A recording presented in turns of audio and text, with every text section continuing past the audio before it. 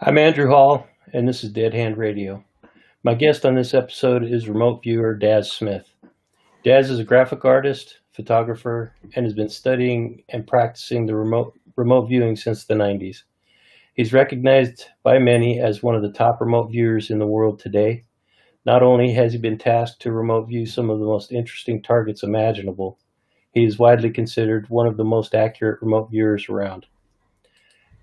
Daz is one of the few practitioners of remote viewing who had the opportunity to meet and study with Ingo Swann, and it's my understanding that the protocols developed by Ingo for the military are still used by Daz and others to this day. Welcome to Dead Hand Radio, Daz. Thanks for being here. Hi there. Yeah, good evening. Nice to speak to you. As I said before, I'm a big fan of yours, and I got a ton of questions for you. Real quick before we get into that, I want to give a huge shout out to a mutual friend of ours, Russell Pickering. After I met him and talked with him, he suggested that I talk to you. And without his encouragement and making that suggestion, I don't know if this would have happened. So I appreciate you accepting the invitation, and thank you to Russell for making that suggestion. Yeah, great. Thanks, Russell. And I saw the show as well. I watched that one. Oh, cool. Thank you. Thank you for looking at that. Um, can you tell me? I just want to do a little bit of background. I don't want to get too deep because I know there are thousands of videos out there about what is remote viewing and how can people get started. But a couple questions that I have after watching a lot of the videos out there is, what is the difference between astral projection, out of body experience, and remote viewing? Well, good questions. Primarily, remote viewing is it's just being psychic, and there are two schools of thought in this. One where you use a specific set of methods, like myself and Russell and a few others, or you just use what we call a free-form method, but it's essentially being psychic. But the whole thing about being psychic is within remote viewing is it's wrapped in what we call scientific protocols.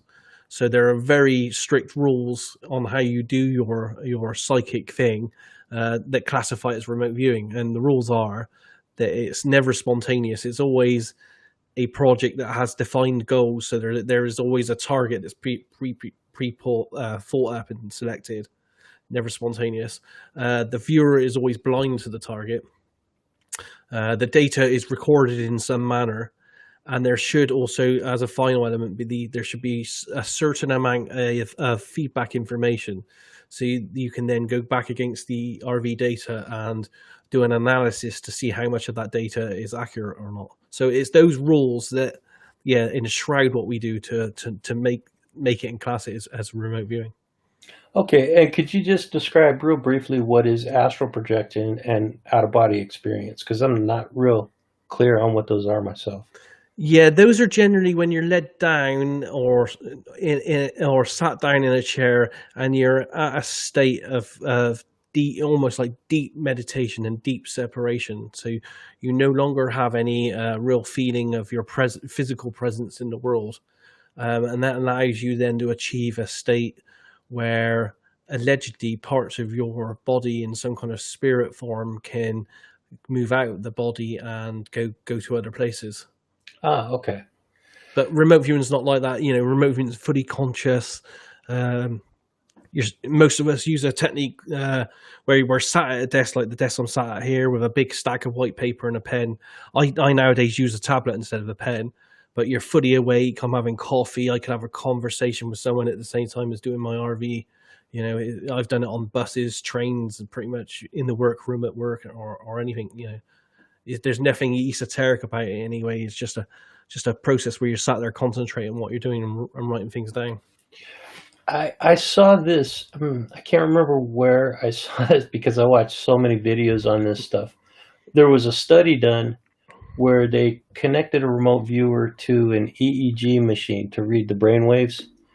The results that they got were similar to what you would see in one of those monks from India or China when they're doing their meditation. Yeah. So it is sort of a different state of consciousness that you get into. Is that correct? Yes, you do get into what I call the flow, um, and that is almost an altered state of consciousness, but it's not like one of them one of what I call with classes the classical techniques where you got your eyes fully closed and you really do try to get your body to a state of total separation with the physical world kind of thing. It's not like that at all.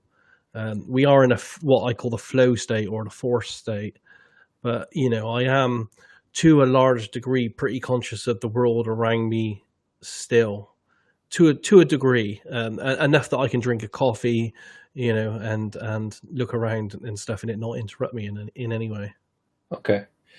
So, you, as a remote view, you've been practicing remote view since the 90s, so 23, 24 years now? Just over 24, going on 25 now years. Oh, Yeah. wow, cool. And prior to that, you had some psychic experiences, Yeah. or you can you talk a little bit about that? Yeah. I'm slightly different than a lot of people that have come to remote viewing in that I grew up in a household where we had a library of psychic books, and the topic was day-to-day conversation. My mother was a psychic medium clairvoyant, and she was also in charge of the local spiritualist church. So I grew up in a spiritualist church, where you would have people talk to dead people on a day-to-day basis. So nothing was out of the norm for me growing up. And as I said, we had a big library of psychic books that I started to read from the age of like eight onwards. Addicted to reading stuff and addicted to anything psychic from the age of 15 onwards, and that's when I started my what I would call my classical psychic training. So that was in channeling, clairvoyance, mediumship, healing, and then reading people using all the other things like tea leaves, tarot cards, sand reading, pretty much anything out there. I tried it at one point or another until I found remote viewing, and then I dropped all that stuff because it just didn't compare. Oh, so okay, yeah, that was my next question. Do you still practice any of those other things? Nothing. I have on occasion over the past 20 years delved into channeling information through a psychic development circle. So there's like six people, we're very close knit, and then we would just get ourselves into such a deep meditative state that we would then go out into the universe to see if we could have conversations with non-physical beings. Mm. So I have done that, but not I haven't even done that over the last decade or so. It's literally all been remote viewing based for me now. Well, it sounds like some of the journeys that you've been on through remote viewing have been just completely fascinating and mind blowing, and we'll get into that a little bit later. But Yeah. um, you've known, I mean, from all the way back to Ingo Swann, you've known uh, probably all of the greatest remote viewers that have been around. Who would you consider the most gifted, the best remote viewer of all? Okay, that's a hard question. There's three really. Ingo Swann, because he created remote viewing and he created the methodology that most of us work under nowadays, which is CRV or one of its derivatives. But equal with him, Joe McMoneagle, you know, world's number one with a viewer number 001 as well. And also someone that, died way well before I got into remote viewing, a guy by the name of Pat Price, who was a police detective. He seemed to have an ability that surpassed Ingo and Joe. And it's just a shame that he died before we had the chance to test him to his full ability. But even that's all under the story of him dying is all under slightly dubious circumstances and stuff. Yeah, I was going to bring that up. I didn't want to go too far down that rabbit hole because Pat Price is he's a unique character in the history of remote viewing, as you said, and we could probably talk about him for a couple of hours. Yeah. But that's a fair answer, and that I guess a more fair question would have been which remote viewers do you think have been most influential within the history of remote viewing? And I think those three Yeah, individuals are probably the exact same answer, right? yeah. I would put them in order: Ingo Swann number one, Joe number two, and then Pat number three because he died. He died before his RV time, really. Yeah, Yeah, but he did leave behind a legacy, and he did. Yes. sometimes a legacy over the long term is gonna be as impactful as somebody who's still practicing and teaching to this day. Yeah.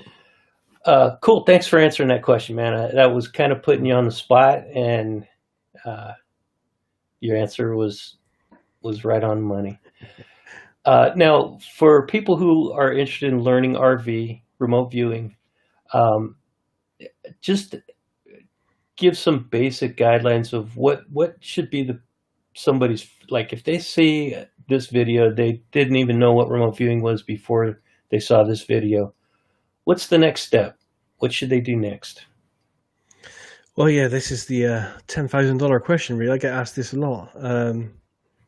I say to everyone, don't try to learn RV until you've read some material first, especially some books or some magazines, only because to get to a level that most of us have reached now, where you can be consistent at what you're doing with your art, does take any at least a decade of training. And for most people nowadays, it takes several $1,000s to get to that level. So unless you want to spend that much, then I think I tell people they have to seriously consider what they want to do. But for a normal person to try things, you can give yourself a few basic attempts, very basic, with just simple tools like a hidden target in an envelope and a pad and a pen, and just write down some simple impressions, just to see if you have a baseline level of natural talent. Because no one wants to spend a decade of their life or more and several $1,000s trying to learn a skill if they don't even have a baseline talent to begin with. Yeah, that's a good point. So read up on it, Yeah. and then is there, like, I know that Paul H. Smith has a remote viewing Facebook page. You have a Facebook page where Yeah. people can go to get some preliminary information and even be Yeah. tasked with some easy targets that they can then get some feedback on, right? Yeah, absolutely. And I have a really large remote viewing website called remoteview.com, which has all the some not all of them, but a lot of the Stargate CIA information files. It has a list of papers. It has a bibliography of all the papers, all the books. I have target RV sessions on there that people can download and give it a try for themselves. So there's a massive amount of resources there. It's got all the free remote viewing manuals from 3 or 4 different groups of people on there as well that people can try with. Yeah. Good call. That is a huge resource, and I should have brought that up sooner, but I wanted to kind of lead into what would somebody do at the very, like, the next step, and visit that website to start Yeah. with, and just start looking through there. There's a ton of information.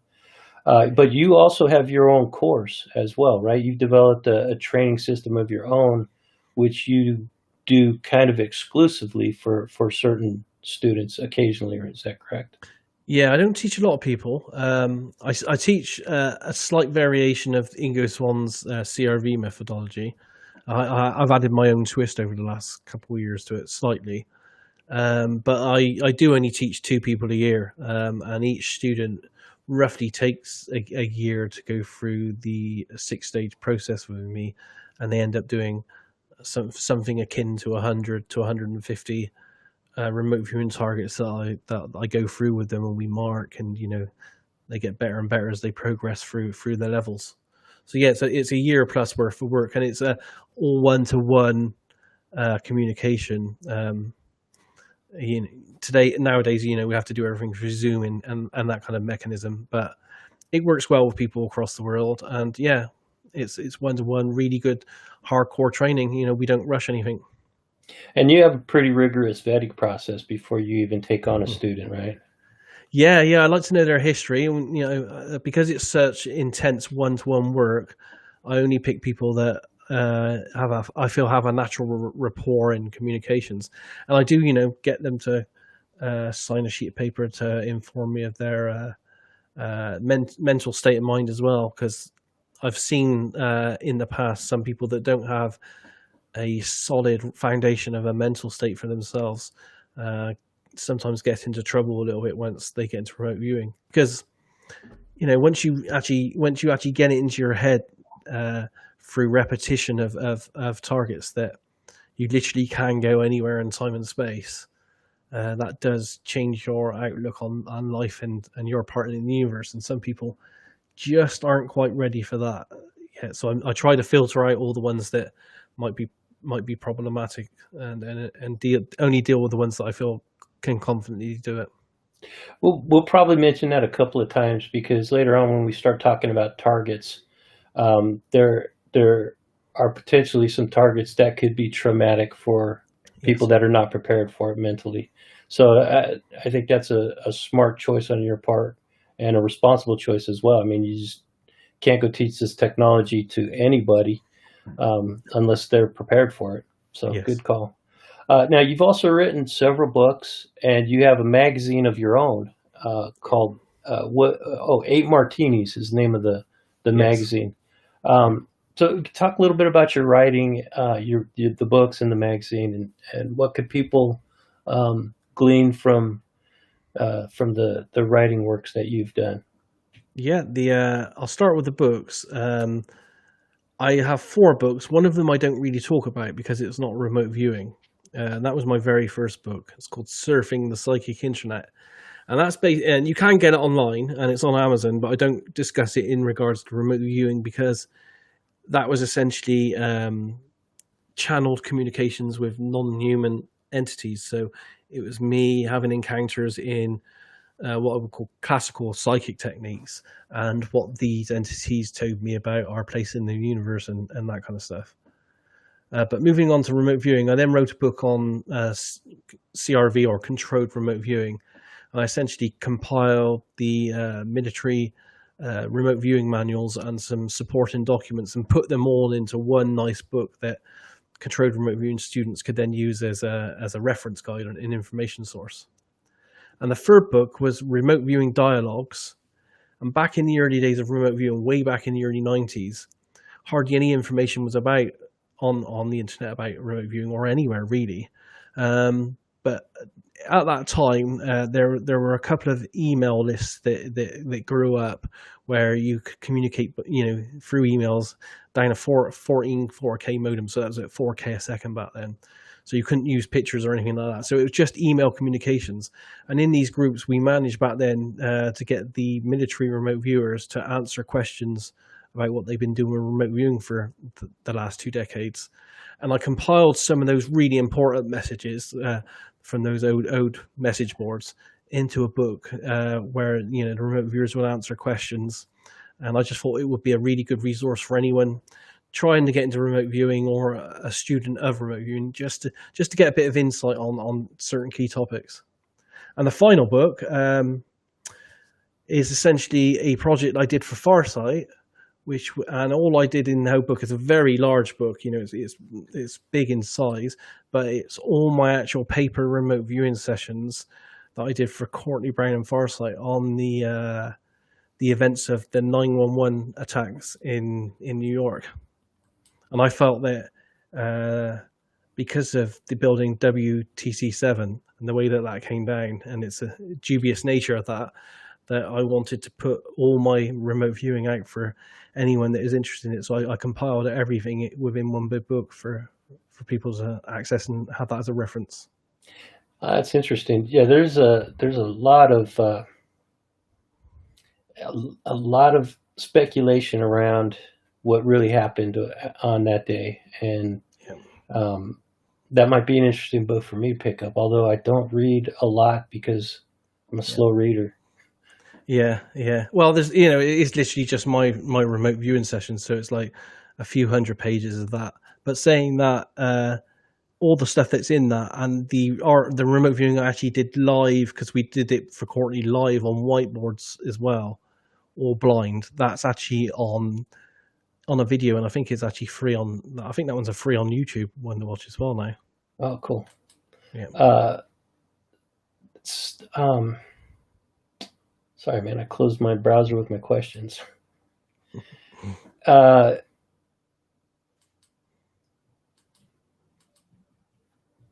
we go. Okay, so now we mentioned a little bit that you've had communications and pretty much met all of the top remote viewers that were alive when you started, since you started remote viewing. Can you talk a little bit about your relationship with Ingo Swann and how you got to meet him and actually work with him? Yeah. It was interesting because Ingo, in his former years, he cut himself off from the remote viewing community quite a bit. And Ingo didn't use computers or anything like that. So the only way to communicate with him was through third parties. But he contacted me one day because remote viewing is we have quite heated debates within remote viewing about some of the the peculiarities of the process, because we still don't know how it works. So there's a lot of debate about the theory and the mechanism behind remote viewing. And on another email message board, a lot of the Ingo Swann early work was being attacked by a quite prominent scientist within the remote viewing field. So I kept coming to Ingo's defense in those conversations with research that I've been collecting over the years. And somehow it got back to Ingo, and he sent me a communication thanking me for my dedication in supporting him. And it kind of grew from there, really. We ended up having communications that went back and forth. But that was a tricky situation because, as I said, he had to have a third party involved. And I would have to look. It was a complicated process in that I would write an email, which would then go to the third party, who would then print it out and fax it to Ingo, who would then type up a letter, fax it back to the third party, who would then have to scan it in and then, email it to me. So it's because Ingo didn't like to use the technology and computers and stuff. Mm. So it's quite a complicated process. But that went on for a few years back and forth of me asking questions and getting to know him. And eventually he invited me to stay in New York and to visit him at his studio in New York there and ask questions and meet with him. Wow, that's fantastic. So what was that like? Ingo, was he like one of your remote viewing heroes? Would you consider him somebody that you looked up to within the remote viewing community? Yeah, absolutely. I mean, the 15 years prior to meeting him, I think it was about 15 years, all I'd ever done is read about him in the books, because essentially we wouldn't have any remote viewing without him. He coined the term remote viewing. He was one of the first people to do all the experiments. He invented the CRV technology, which myself and many tens of thousands of people are using today. So yeah, he was it literally is like any other person meeting their biggest pop star or movie star. It was that kind of situation. It was, and not many people got the invitation to spend time with him in New York. It was only a very few people that were allowed to do that. So yeah, I treasure that time. It was awesome, and to see him as well, Ingo being a famous artist and author, to be able to go down in his studio where you knew that he, and sit down in the same place where he trained all the military remote viewers. And in the same studio space, you could see all around the walls, all his paintbrushes and all his paintings that were there in the studio. It was a really unique, fantastic experience. Do you know if that studio has been preserved as, for any by his family or or has it just been repurposed and put back on the real estate market and somebody else now owns it? Yeah, Ingo owned the whole building at the time. It was a building in the Bowery, which was in the early 70s and 80s a really rough part of New York. But when I visited there, it was very, very up and coming. And Ingo told me the value of the building, and it was worth quite a few millions. But after his death, the family sold the building, I believe. But all Ingo's art has gone to several different museums, so it's in the right hands. And all of his papers, all of his remote viewing papers, and his vast library of books and resources, they've all gone to the University of West Georgia, and students can go along there and have a look at the papers and the books and stuff. So it's all gone to some of the right places.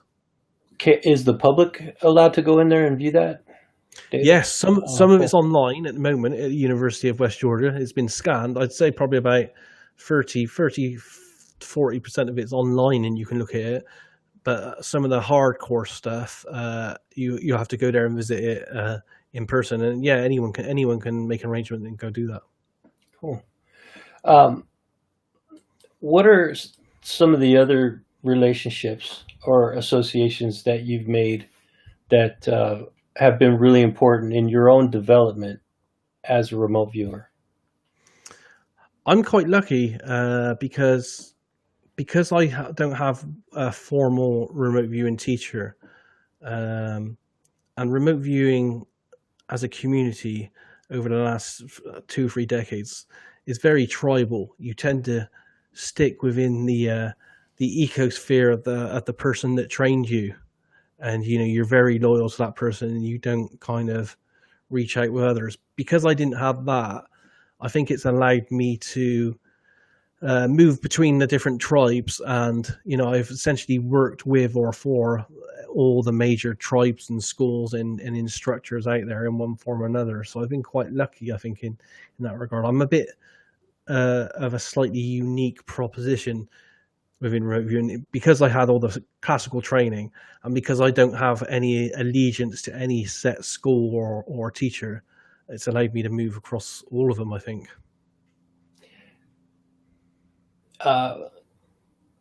Let's talk a little bit about the practical application of remote viewing in the real world. Once you learn this technique or this technology, and you're good enough and you're recognized by enough people to be tasked with real world targets, what are some of the ways that it can be used?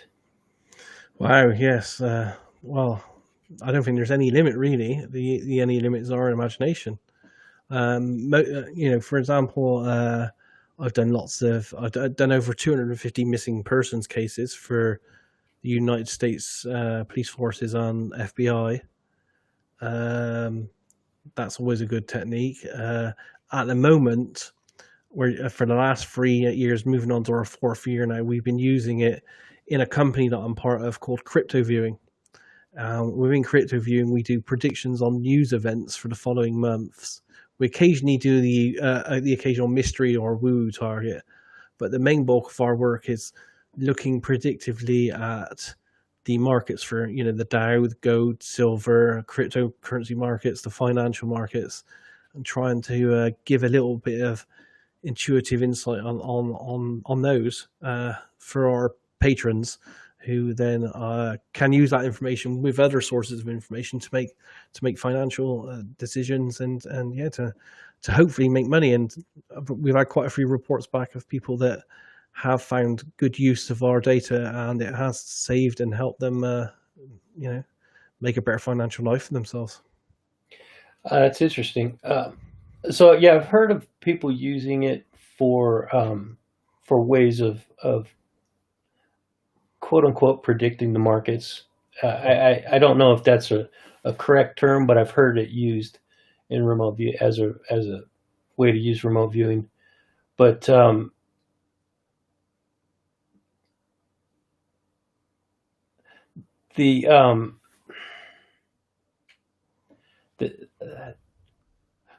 okay, so I could see where it could be used for missing persons, and can it be used for more simple tasks like finding lost pets or lost objects, things like that? Yeah, a lot of people do use it for that kind of thing. I just never have myself. I just felt it a bit flippant. You have this tool where you can go anywhere in time and space. I just don't see why I would want to find my car keys or a parking space with it when there's so much more amazing stuff out there in the universe. Yeah, and definitely. And one of the things I wanted to ask you before we get into the targets that you've done is the your particular use of remote viewing. When you first started out until now, what kind of evolution has that process taken? Wow, yes, that's another good question. It's taken a really big evolution. I mean, I always had a talent for being intuitive anyway because of the classical training. So I think I'm quite lucky in that I had a very large, what I would call base level of natural ability, which is important, in any skill that you do in life. But then learning about Ingo Swann's controlled remote viewing mechanism and spending the last 20 years, really absorbing that so that it's a really spontaneous muscle memory part of my entire being. That's just taken my RV, I think, to a new level. And you hear lots of claims from people where they claim to have really good accuracy in RV, and some of them can't substantiate that, but I have a really good RV accuracy level very consistently, and touch wood, I don't really hardly ever go off target too much. So I think that's down to spending 2 decades of really focused attention in what I'm doing. And to be honest, learning remote viewing isn't about learning an outside skill. Over these last 2 decades, the biggest thing I've learned is when information comes from me, I've learned more about how I personally process information internally than anything else, and that's the key to remote viewing. It's learning about yourself more than anything.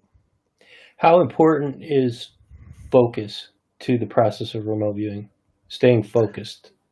Very much so, and the CRV mechanism that Ingo Swann came up with is all about keeping you on focus and on track. The whole mechanism that you go through, which is very strict in what you're doing, you have to have the right words in the right places on the sheet of paper, is all done to keep your mind focused on getting the right things in the right places on the sheet of paper, so that your mind doesn't start wondering what the target is. Because the moment your minds are going, oh, maybe the target's this, maybe the target's that, that's when your imagination starts creeping in and noise starts creeping into the process. And you've talked about remote viewing as if it were considered an art Yeah. practice. With an art, like if you're a musician and you're practicing your music, the more you practice, the better you get. Is that true with remote viewing as well? I believe so. Not everyone does. Half the scientists out there believe you can't be trained or practice doesn't make you better. But to me, common sense tells you that doesn't make sense. Anything you practice in life, you would improve at to a certain level.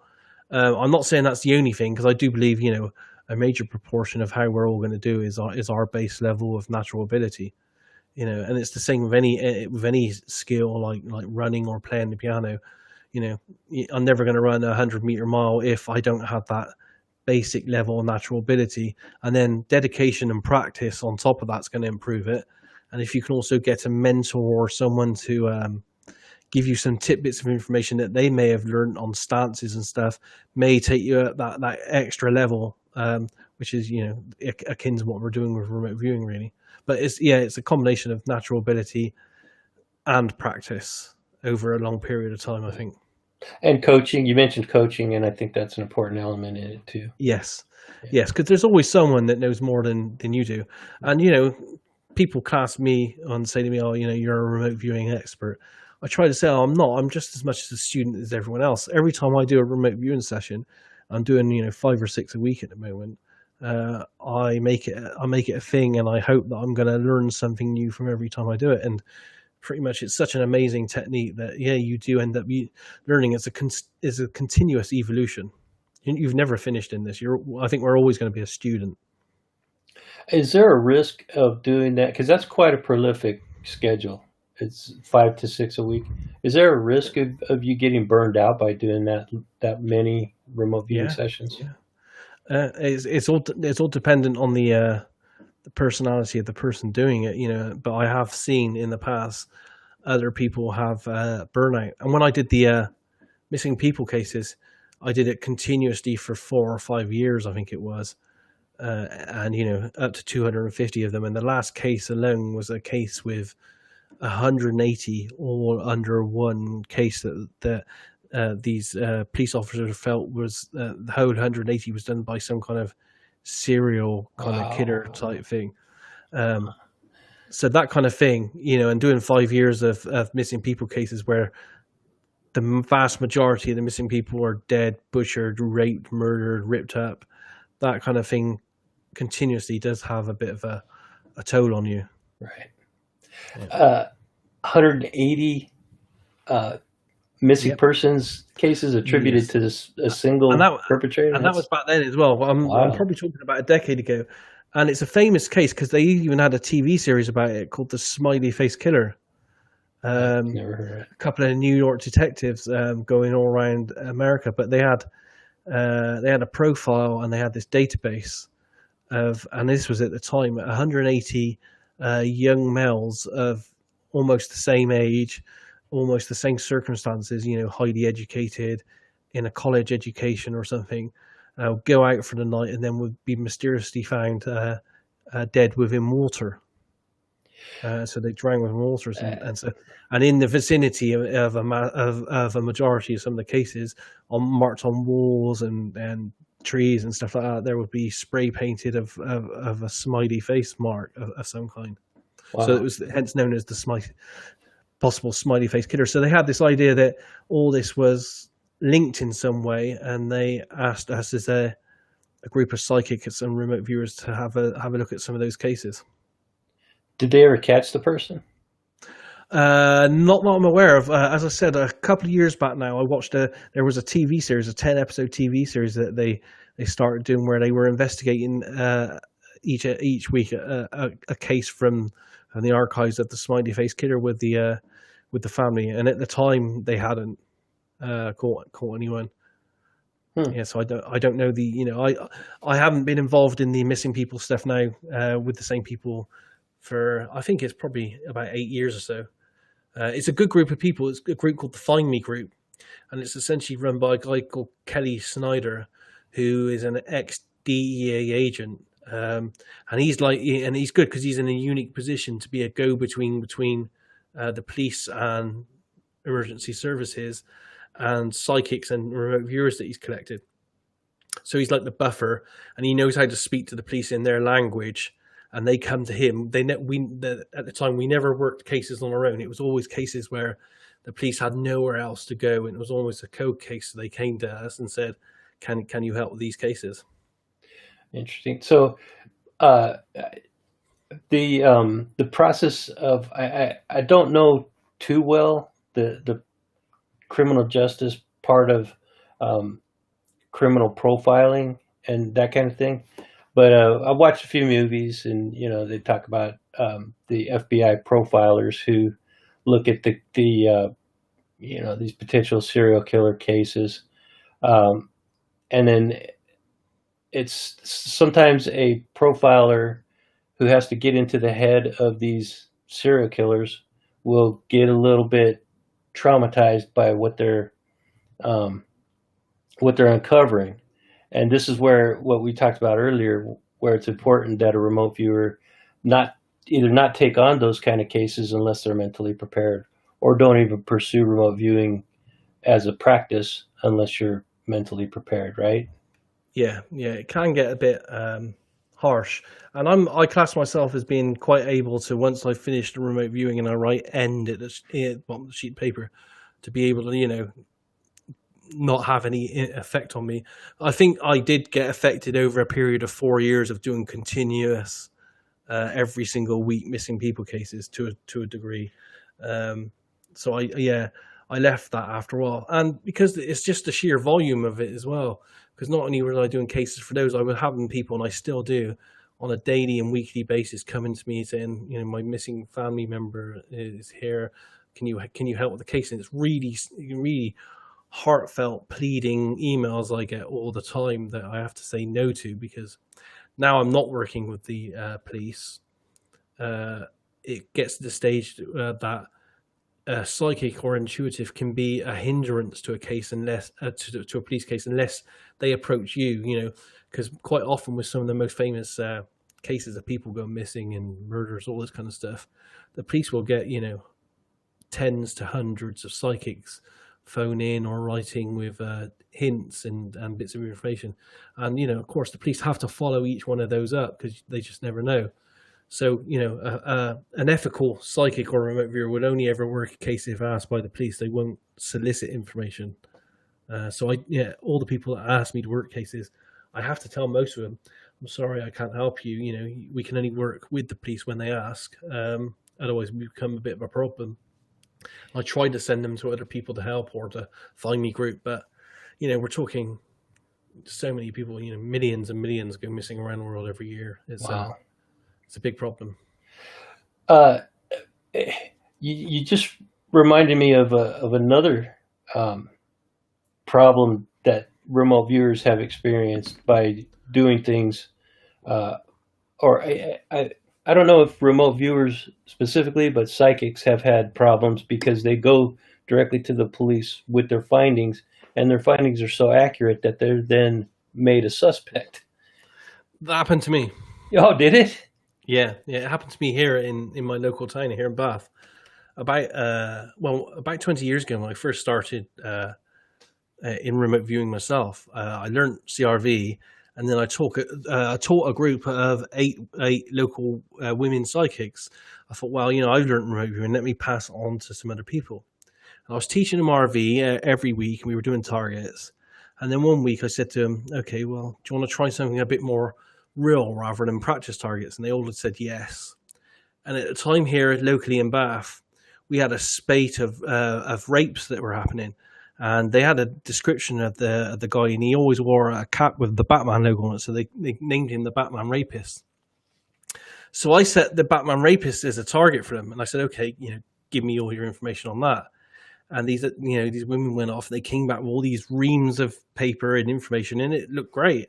So I said to them, what should we do with it? And they said, oh, let's send it into the police and see what they do with it.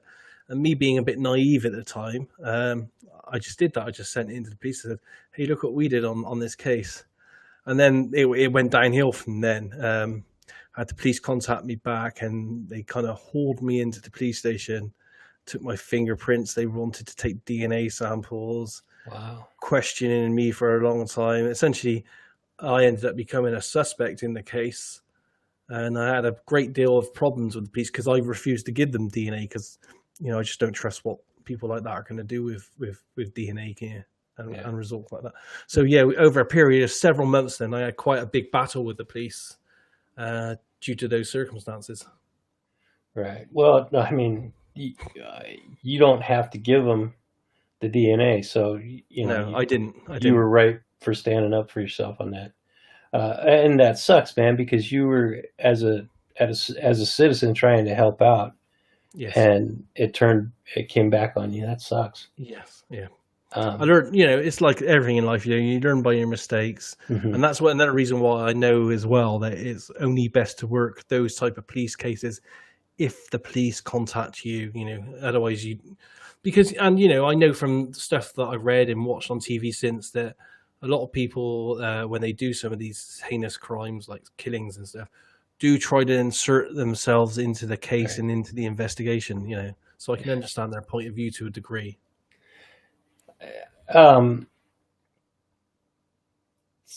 So let's get into the woo-woo side of the things a little bit, because that's really the stuff that I focus on in my podcast. Aside from the Cold War, I get into paranormal topics and UFO topics.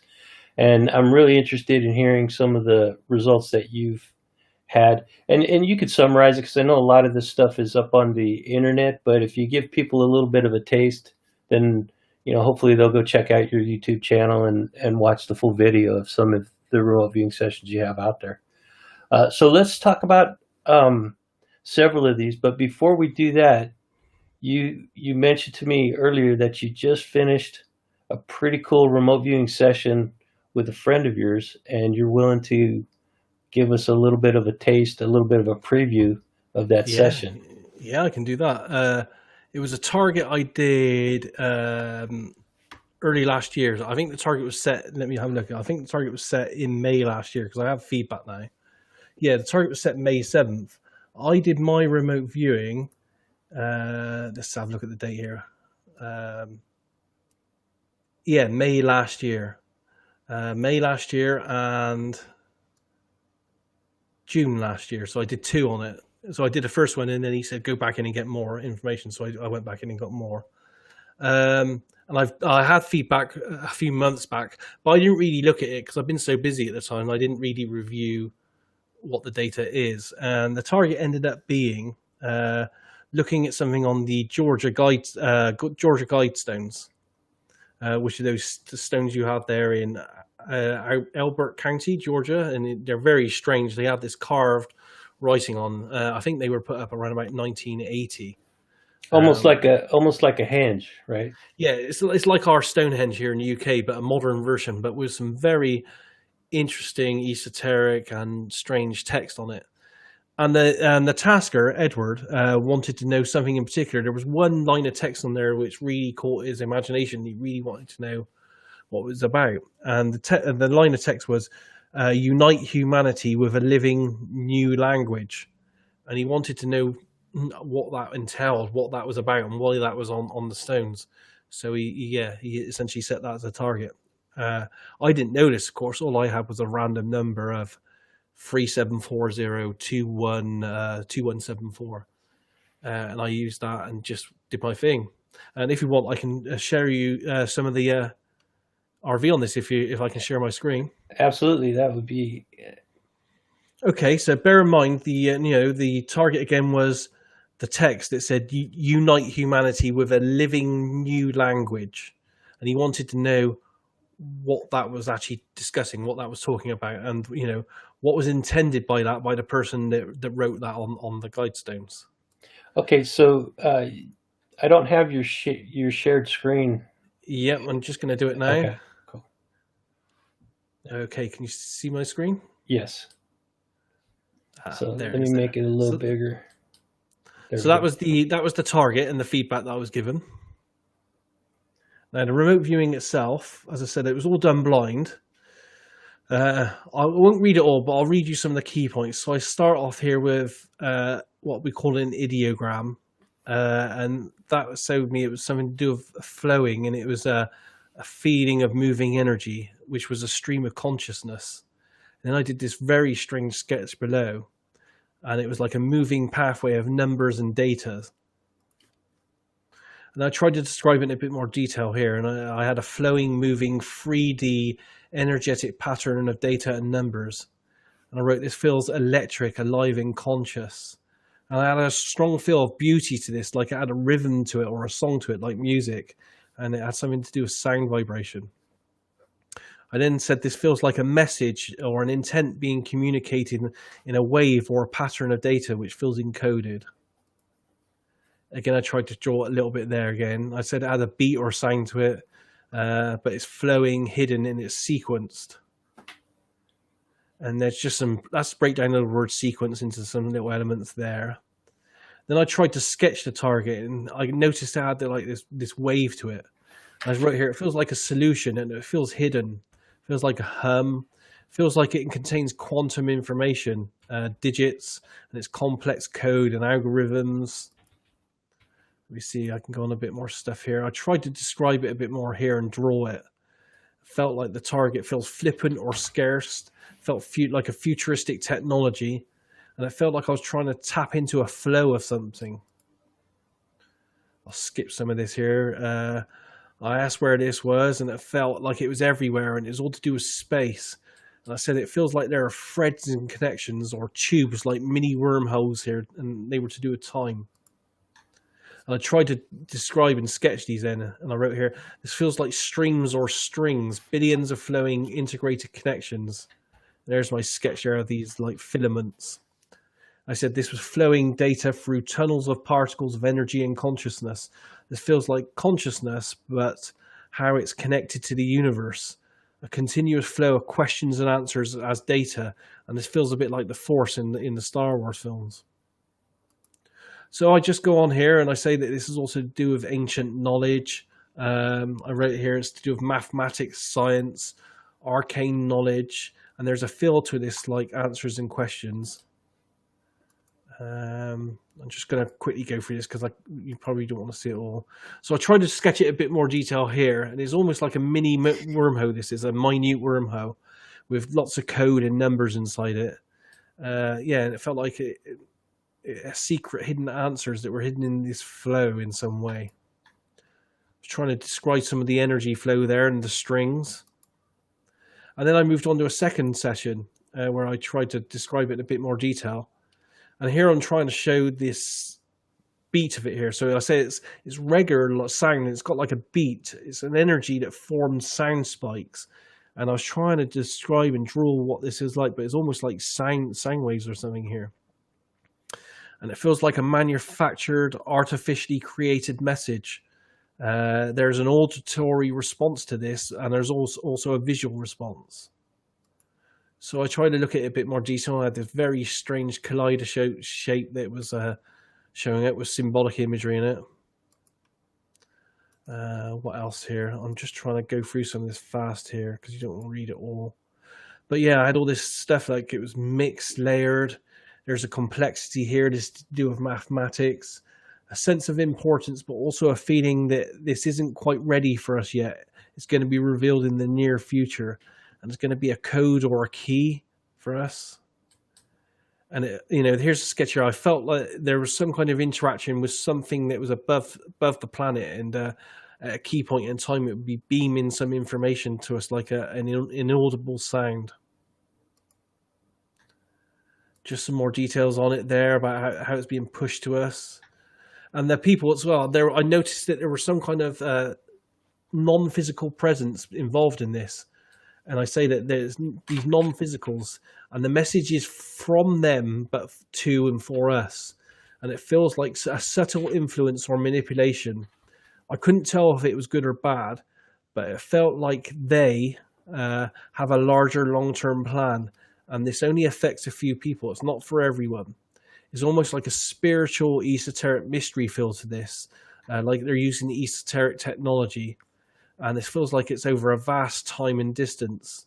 It's very subtle, almost imperceptible, and it's all to do with vibrations and sound. And then I tried to draw it in a bit more detail there, with the hum of it, movement, lights, influence, change, vibration. I felt that this might have something to do with unlocking DNA.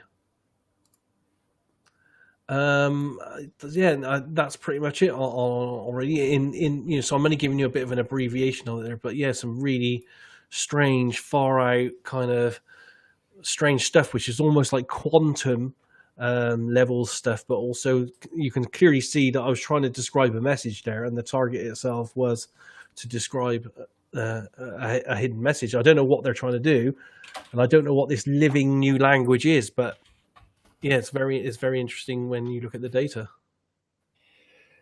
I just recently read an article, and when you were talking about it, the findings that you had in that session, it reminded me of this article about scientists have just recently discovered a new quantum stream in the universe.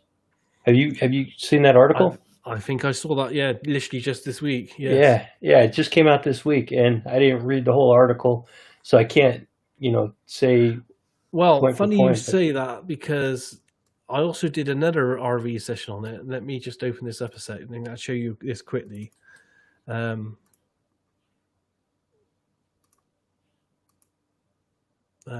Screen one again, allow. Okay, so I did a first RV session on this, and I don't know if you remember the images that they were using with that article that you were reading. They had, but it was very similar to something like this, which is some of the early impressions I was getting. Yes. Where is it? There's a there that kind of thing. I don't know what I was drawing. I was trying to describe what I was getting, and it looked like some kind of quantum wormhole with information at a particle level being transferred through it.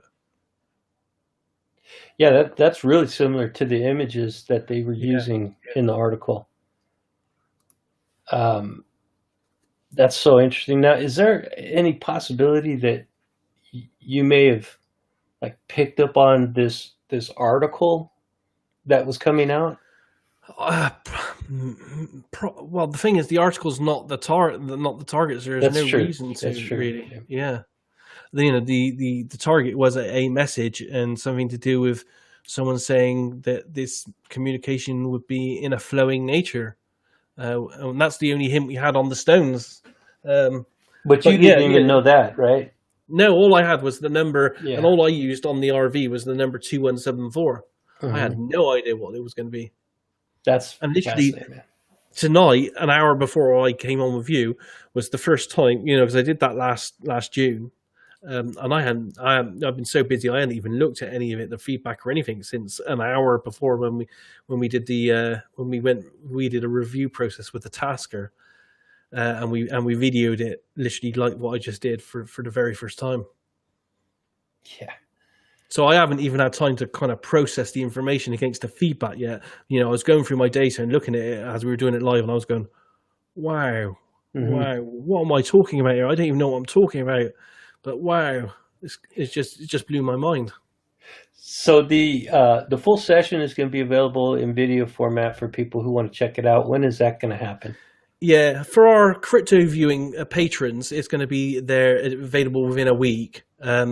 But about a month after that, both myself and Edward, the guy that from crypto viewing with me that set me the target, we're both going to be releasing free versions of it on our respective YouTube channels that people be able to see in its full entirety. Okay, I'll go over. I'll give you a chance to talk about your how people can find your work and stuff when before we finish up. Okay. But let's talk a little bit more about some of the more uh, esoteric, more interesting topics or targets that you've remote viewed. And top of my mind is were some of the things that you suggested in our initial um, Facebook Messenger communique. Area 51. Can you start with that and just kind of summarize what you found? Yeah, that's one of my favorites, and I did put that free. We should get the link out afterwards, but that is also free on my YouTube channel where people can actually watch me. Um, I've actually put on there what I call the raw video files. So once I finished my work on paper, the tasker, who was Courtney Brown at the time, said, and I was still blind. He said, "Okay, you've done enough now. Now take all your information and now do it all on whiteboard." So I do it on whiteboard in front of the video camera, and that's what you'll be able to see on the video. And it's just mind blowing because I've been into UFOs for over 2 decades. I've been a hardcore researcher, read everything available on UFOs, but it took literally 22 years for someone within the community to set me Area 51 as a remote viewing target. Because I'm quite a stippler in what I do, in that I won't build my own target pool because I don't think it would be blind enough for me to pick my own targets and put it in a pool with a load of others. So anything I've ever wanted to see myself, I literally have to just wait until someone sends it to me, and it's taken me 22 years to do that one. But And the results you got you got to admit, man, they are, I would say, phenomenal. yeah, it's pretty interesting stuff. And being a researcher and knowing a bit about the alleged facility anyway, I think it's on par with some of the witness testimony, from people like Lazar and a few of the other whistleblowers that they've hinted things over the years. The shocking thing, though, for me was seeing the different levels of the facility and how it was broken down into different levels, and even the level where they were essentially taking the genetic and other material from what I would class as non-human life forms, and then weaponizing it. And in an age, and bearing in mind I did it all before COVID, and in the era of COVID and stuff, I'm Yeah. looking at things and thinking, oh, this is There's someone's playing with some very dodgy stuff of what they're doing with that. That's interesting. Yeah. I think that was a great remote viewing session, and it was cool to be able to watch you process that. Now, when you do, like you say, you do the work on paper first, and then you take basically what you did on paper and you put it on a whiteboard. Do you ever uncover additional details when you're doing the Yeah. remote view? Yeah. Yeah. So what you're seeing on the whiteboard session is like still raw. Some of it you've already done before, but you're still revealing new information. Yeah, and I've said this to people as well. We have this stage in CRV called Stage 6, and it's essentially where you get to a level of getting so much stuff on paper that you actually sit down and then you get modeling clear and you model the target.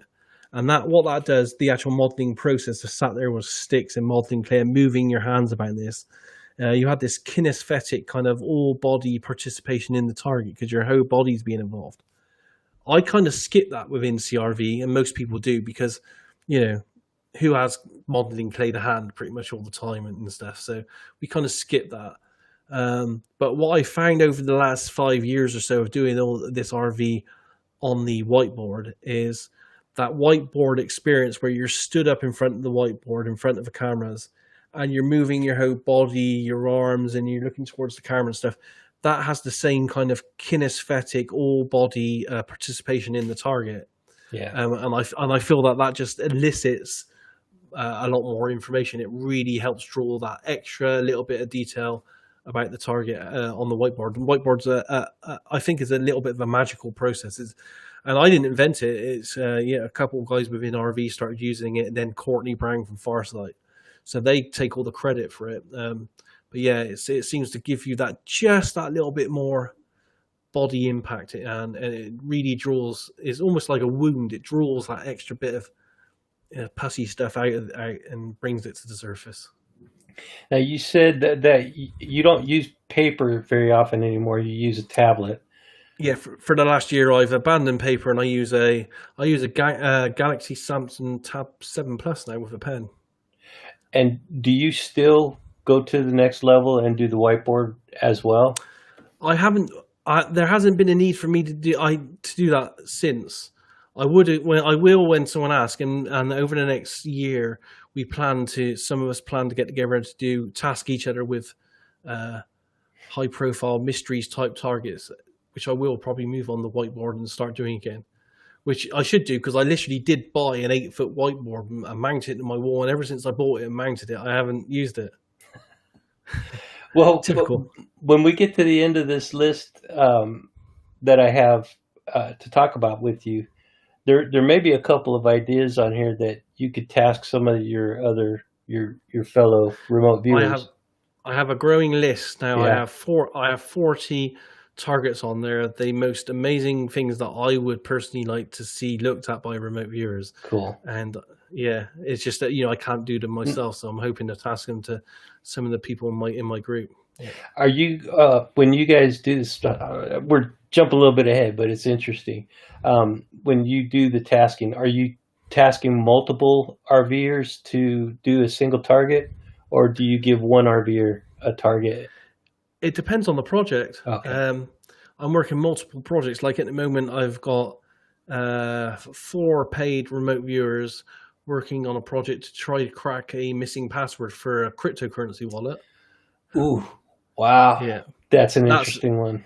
That's extremely hard because, by rule of thumb, remote viewers for the last 30 years have found it incredibly hard to try to get words and numbers because words and numbers just don't exist.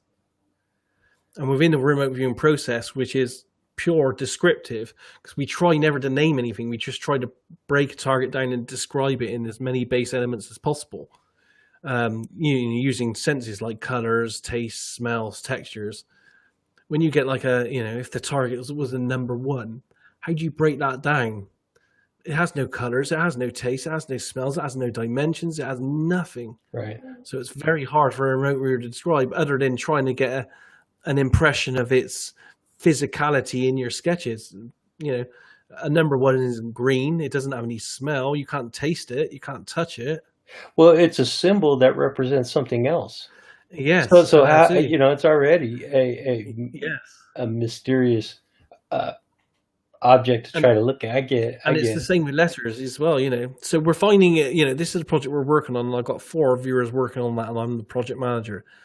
To be honest, it's a bit of a shot in the dark. The client knows this. It's very experimental, but it's fun trying to find a way to verbalize and get this kind of information. And other Well, projects have between 1 and 10 remote viewers working on it with a central project manager to do all the admin and manage everything. well, that's a whole other part of the remote viewing process is the managers and taskers. Yes, So because a manager would be kind of the liaison between a client and a remote viewing team, right? yes, and I'm in the role of that now on the password project, and you know I have to be honest. The project managers actually probably do 2 to 3 times more work than the remote viewers do. Because I look for on the password project, for example, I tasked initially 5 people to work it, and each of those 5 comes back with 20 sheets of information. So that's 100 pages of data that you have to sift through to try to pick out all the parts that each person corroborates, and then try to compile that into a report for the client and build the report, and then go through the report with the client to find out what the next steps are going to be. Yeah, It's hours and hours worth of work. right. Uh, Now, before we get on to the next target that you've done, that I know that you've done, a question popped into my head: is it possible to remote view a person's future? Like, could you look into a specific person's future with remote viewing? Yeah, yeah, we Oh, do it all really? the time. I don't do it all the time with people. Well, do I do it all the time with people? Yeah, I do. Because with the cryptocurrency targets we do, every week, me and the team look at a different cryptocurrency. And as part of that cryptocurrency, we also look at the CEO and the team that are involved in that cryptocurrency Hmm. to see how they're feeling at the time and how they'll be feeling over the next couple of years. We kind of say, okay, what's the CEO's sentiment towards this crypto like in 2022? Is he still as happy about it then as he is now? Just to give us an indicator. So yeah, we do all that on a pretty much a weekly basis. The process of remote viewing currency and markets, such as the crypto market, and then taking that information and using it to make investment choices. Uh,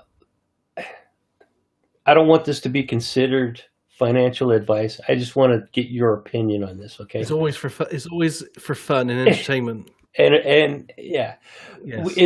do you think it's more effective to take that information and do trades in the options market or to do trades in the long term market? I think, and bearing in mind it's new what we're doing and very experimental. From what I've seen, the it could be used for everything. Hmm. For example, I did a project, an ARV project with a group of paid viewers a few months back, and I can give you the results on this if you want to see the graphics. Where we looked at the Dow Jones for the first time to see what would happen between the months of, I think it was June and November of last year. Um, and the remote viewing indicated that between that time, the Dow Jones would rise above 30K. And it had never in its life, in its history, been above 30K. And then in November, as we predicted, it went above 30K for the first time. Wow. So we can get really accurate data, and I've done it many times on Bitcoin as well. Predicted Bitcoin and other cryptocurrencies.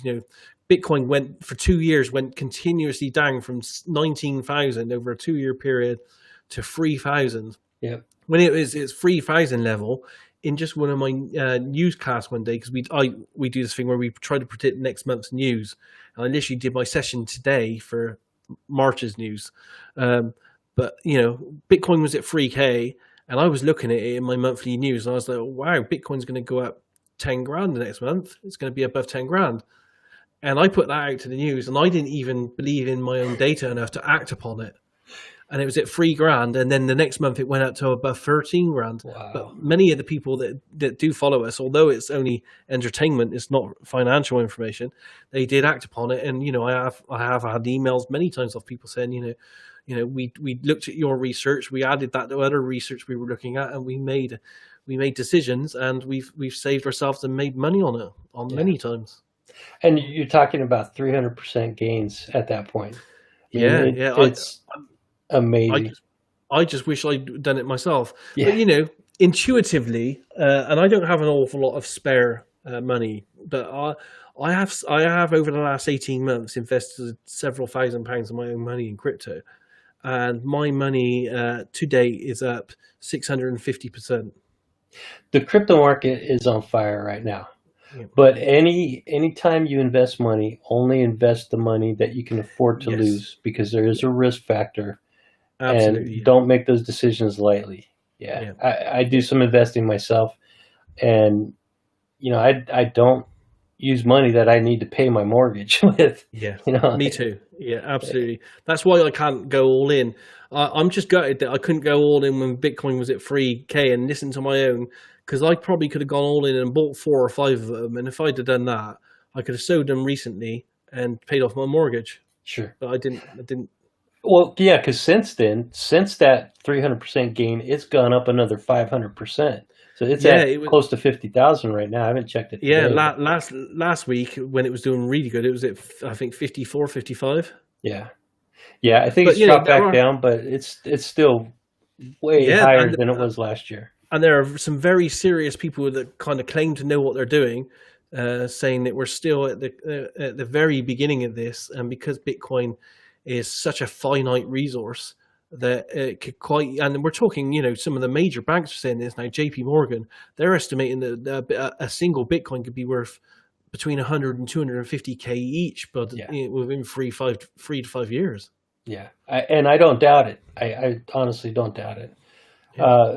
The cryptocurrency, the crypto market is a fascinating field of study, but you got to know what you're doing if you start investing in crypto. Yeah, and we tell everyone, don't make, we're only doing it for entertainment, it's very exploratory, but it's like everything else out there. You need to take our information and look at every other piece of information you can, and then make an informed decision, really. Yeah. We're just another resource. Never work on our information or on a single piece of information under any circumstance. You need to spread your information around and get a good gauge of it. But we seem to be getting some really interesting data, and it's not just the cryptos. As I said, there's 4 remote viewers in the team, and we just got taken on a 5th. And each of us each month look at the next month ahead, and we usually do 8 to 10 predictions each. So that's 40 to 50 news predictions. So what the top news is going to be on a month in advance, always posted a month in advance, so that our patrons can see it and be forewarned of it, and then for the next month look and then match it. And I've got over the last year, over 60% of my predictions on the monthly basis have become hits. Wow, yeah, and that's huge. And markets, politics, terrorist attacks, bombing attacks, across the board, all kinds of different kinds of news. Earthquakes, everything is in there. Yeah, so somebody who's interested in making choices based on that data, if you look at historical accuracy, yes, there's 60% out of 100 that they're going to make the right choice. That's pretty good. That's pretty good odds. Yeah, and I'm quite strict in the way I do my feedback checking as well. So I will only spend 2 minutes on seeing if I can match my data to the news. I don't try to take it to the extreme, and I'm quite set in that I only allow myself the exact days of the month for the data, for the news to appear on. Whereas some of my remote viewer friends allow a week or 2 leeway each side, because they know that as a remote viewer, you can't stop your subconscious at a certain point in time. If it sees something really interesting 2 days after your deadline, it's still going to report that, because it just sees this really entropic pneumosity event, and it just does it. It doesn't know to stop dead on the end of the month. But I'm quite no. The end of the month's the cut off. that's where I'm going to. So in reality, if I did some hardcore research into my feedback and allowed myself a little bit of leeway, my accuracy rate would probably on predictive be up around over 70% and 75% on that. Yeah, I would expect Which is that. good because across the board, everyone out there, when you're looking at things in the future, you're inherently less accurate than you are when you're looking at things in present time in the past, because all the eventualities haven't coalesced into one single event yet, one probability. So there's more chance of you being less accurate. And, we've been really inaccurate. Like 19 months in advance, I did a project where we tried to predict who would win the last US election. And 19 months in advance, I had a project where 10 ARV remote viewers worked it. All our data seemed to indicate that Trump would win. And I had that analysed by me and blindly by two other well-known remote viewers who didn't know what the targets were. And they also picked the same remote viewers and the same target as well, and said that Trump would win. And, Trump didn't win. But on analysis of it, I think it was because we did it 19 months in advance. It was just too far into the future that they hadn't. Biden wasn't even on the scene or anything when we did the remote viewing. Yeah. So I think it was just too early. I think the more closer you do your remote viewing to the target date, the more accurate you become. And I think we're, as a group, Crypto Review, I think we're all very accurate on the monthly ones, because literally we're doing it a few days before the month starts. So there's like a 35-day window. Do you let now we've got completely off the topic of targets, but Yes. we're talking about that group, which is interesting. But the members that are subscribers to the community, do you let them in on some of the behind the scenes stuff that you guys do to develop these to develop this data, or do you just give them the results? They get the results, and it's a tiered level as well. So, it's like everything in life, isn't it? The more you pay, the more access you get to more data. But they get question and answer sessions with us where we do Zoom, and they can come on and chat with us and ask us questions, all that kind of stuff. So they get that. They get the reports, they get the raw data, they get the videos that we create, because we put out like 20, 30 videos a month as well and stuff. I do a roundup every week now of the latest crypto news as well, because the last 3 years I've become a real big crypto addict, by looking into this. I wasn't before, but I slowly found a love for what's happening with the field of blockchain and, the way it's going to change the planet, really. So I do a weekly news blast now of all the latest news that I found. So they get all that. Yeah. So I think we have a private forum as well, where they, in the background of the private forum, they can ask us questions. I post stuff, and we have this dialogue with them there on a one-to-one basis as well. Oh, that's cool. Yeah, That's really cool. So they do really get an all access pass to the team. I hope so. Yes, and if any of them didn't, then they'd only need to speak to me, and I would try my hardest and damnedest to give them a fair deal on whatever they wanted if they felt they weren't getting anything. Yeah, That's great. Yeah. So let's go back to, because I'm a fan of crypto too, and I so badly want to ask you some things about the crypto market, but I don't. We could do that another time. Okay. Yes. We'll do that. I'm happy time. to come back at any time that you want Okay, to cool. have a different chat. So talk a little bit about, if you don't mind, talk a little bit about your session that you did on Roswell. Yeah, that was another favorite of mine, because with Area 51, it was another target I still had to wait 20 plus years for. I mean, I would have thought, it's crazy really, I would have thought, out of all the thousands of remote viewing sessions I've done for loads of people, on all different circuits of remote viewing, that one of them in 2 decades would have tasked me with Roswell.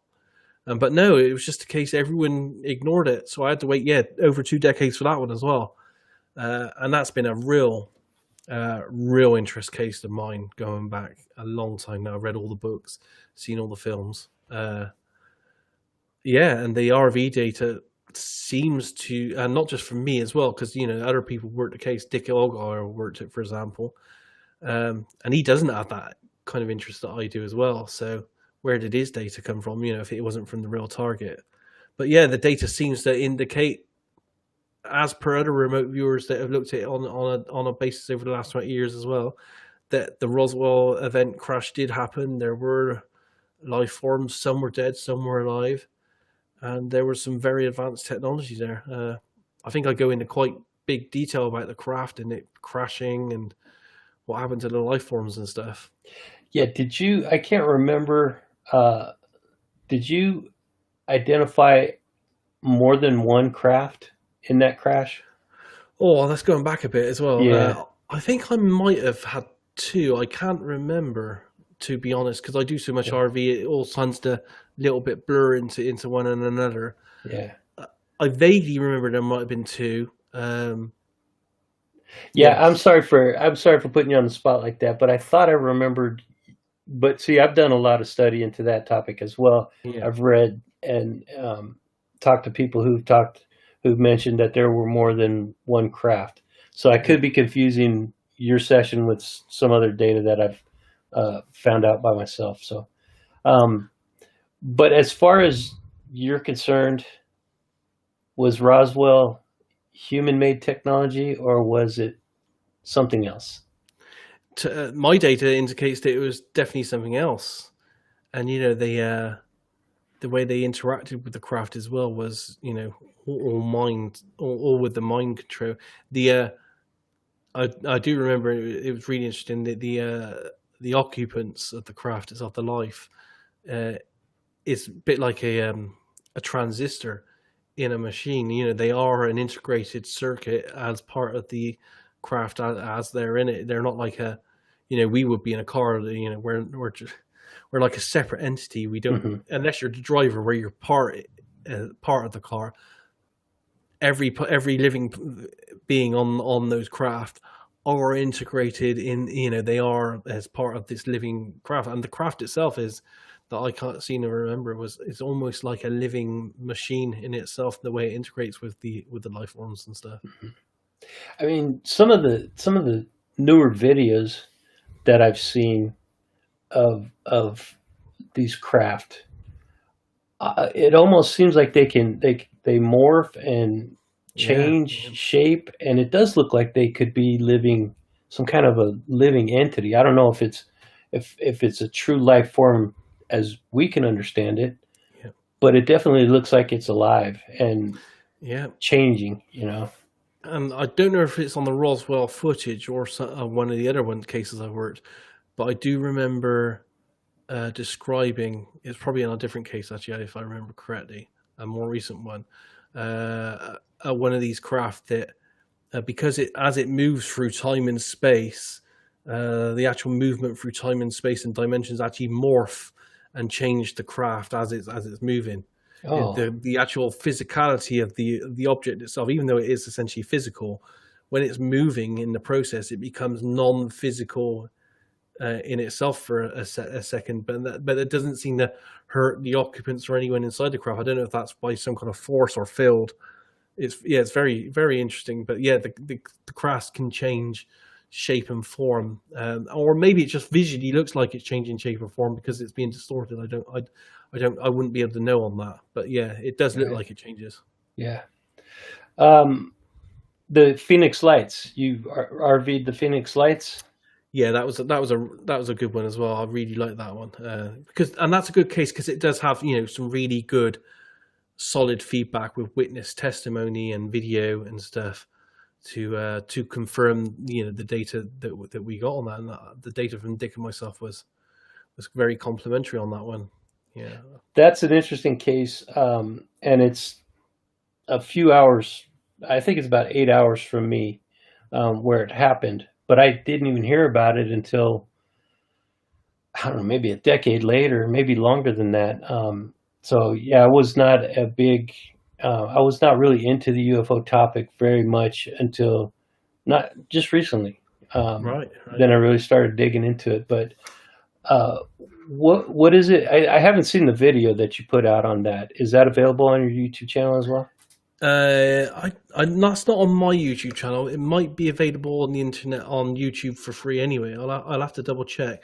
It was Okay. done for Courtney Brown for the Farsight Institute, Ah, and periodically he does put them out for people for free. I do have my raw footage for that and my RV sessions, so I could actually create my own raw one and put that out for free.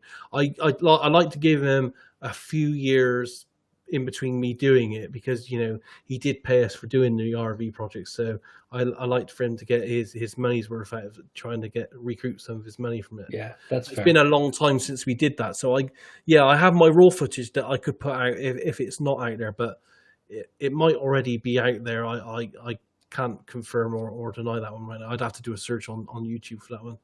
I didn't realize you had done that target until you mentioned it in our. Yeah, Uh, yeah, that was a really good one. Both Dick and I and there might have even been a couple of other remote viewers on that as well. All had some very good complementary data, like we do for most of the targets, really. yeah. Well, I think it's there's very little doubt left in anybody's mind that that was not human technology.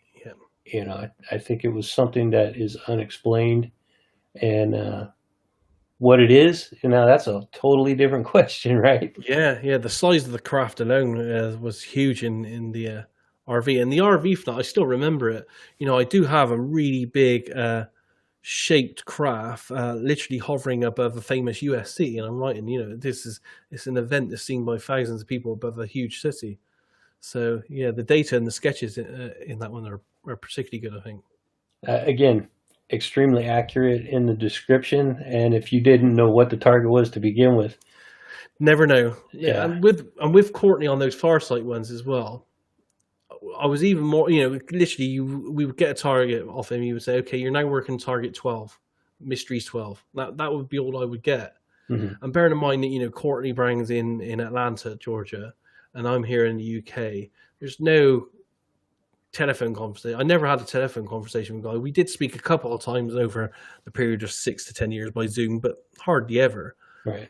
So you just get you're working Mysteries 12 or Mysteries 8 or whatever the project number is, and that was it. And then we would just go off and do our paper stuff, send it into him. He would get to a point where you would say, "Okay, you've done 6 paper sessions now. I think you're there enough. Just do everything now on the whiteboard." And that would be the only information we would get back. And then you do all your whiteboard stuff, send that to him. Then he'd say, "Okay, now here you are. Here's your feedback. This is what you were actually looking at." But only after he had had everything, all the paper stuff, all the video stuff, and then we'd get it. Or sometimes he'd actually, give it to us as he'd live record it like this through Zoom. So we'd like open it up through email and go, "Wow, that was it," and then we'd have a big discussion.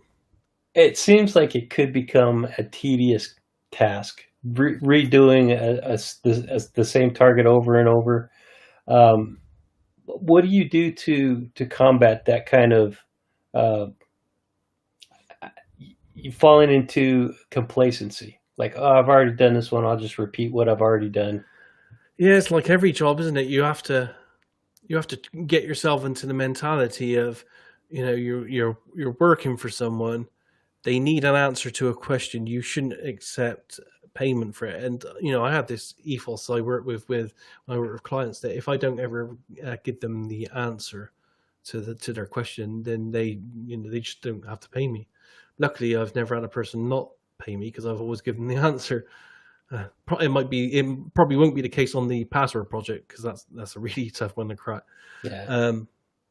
But yeah, so yeah, you just have to say to yourself, okay, you're trying to be professional here. You're on a different level than like the normal psychic because we're trying to work on a professional scientific level. The client needs more information. You got to go back in and get more information.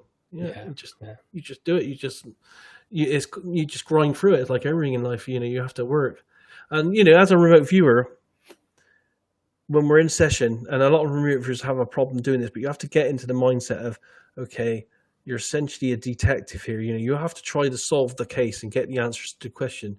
You don't know what the question is or what the case is, Right. But you have to try to move yourself around as a detective. Try to be proactive.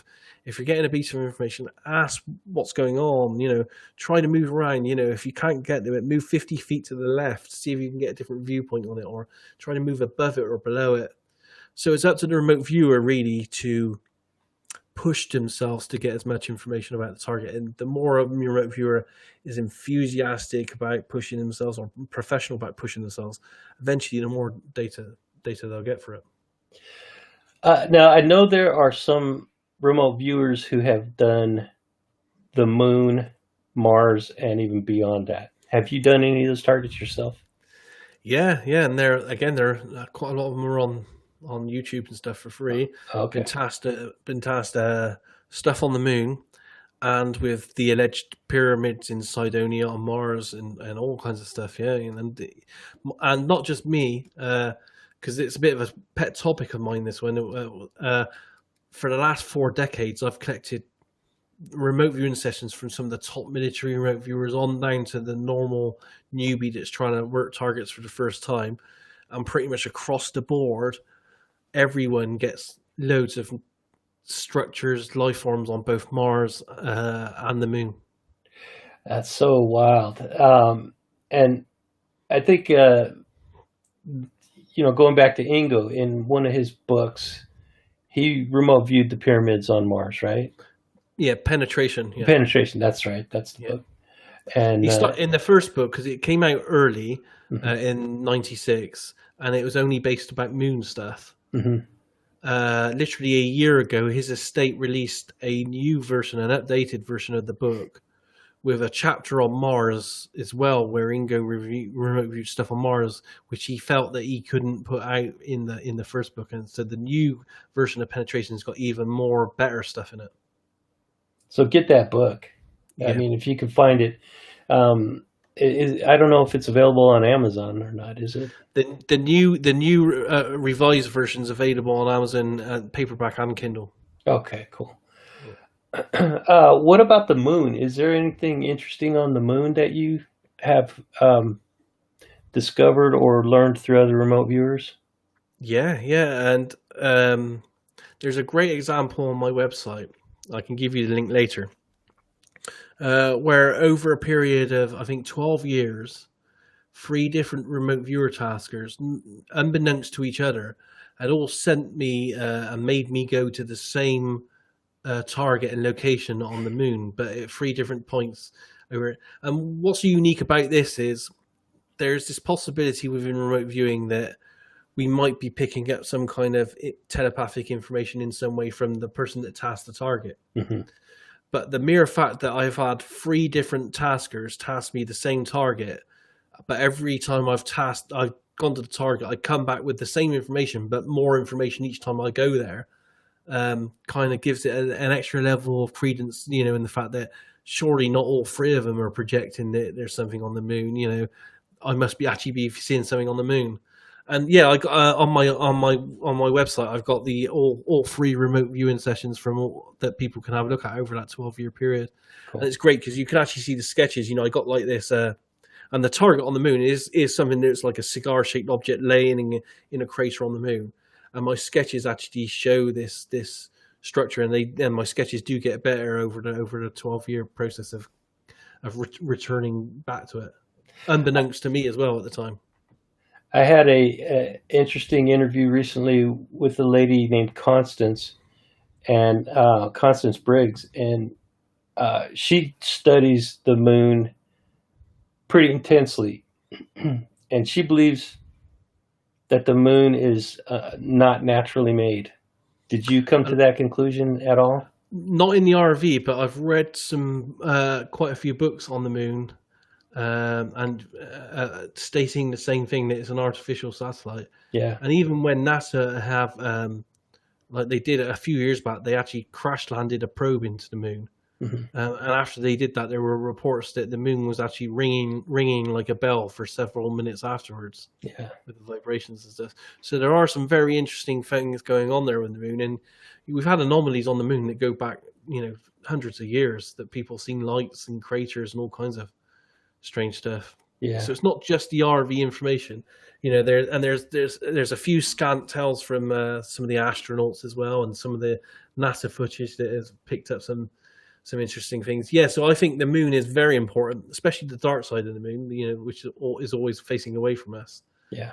And Ingo saw some stuff on the moon. It's in the book Penetration, but I've also got some new files from Ingo's files after he died, which I'm going to be releasing soon in a magazine article of some remote viewing sessions he did where he was sent to Mars to have a look around, and this stuff's never been released before. And he found some amazing stuff on Mars, or allegedly found on Mars, where he had conversations with beings that have claimed to have been on some kind of migration for 10,000 years, and Mars was part of that, and it was a forward observation point, and they go into some great detail on what's happening in the universe. It just reminded me, I read a remote view session by somebody. I think it might have been Pat Price, but I don't know exactly. But it was on Mars. He was talking with these entities who were probably Joe McMoneagle. Yeah. Oh, was that okay? Was that Joe? Oh, okay. And the beings were trying to escape from Mars because it was there was some kind of a cataclysm that was on its way.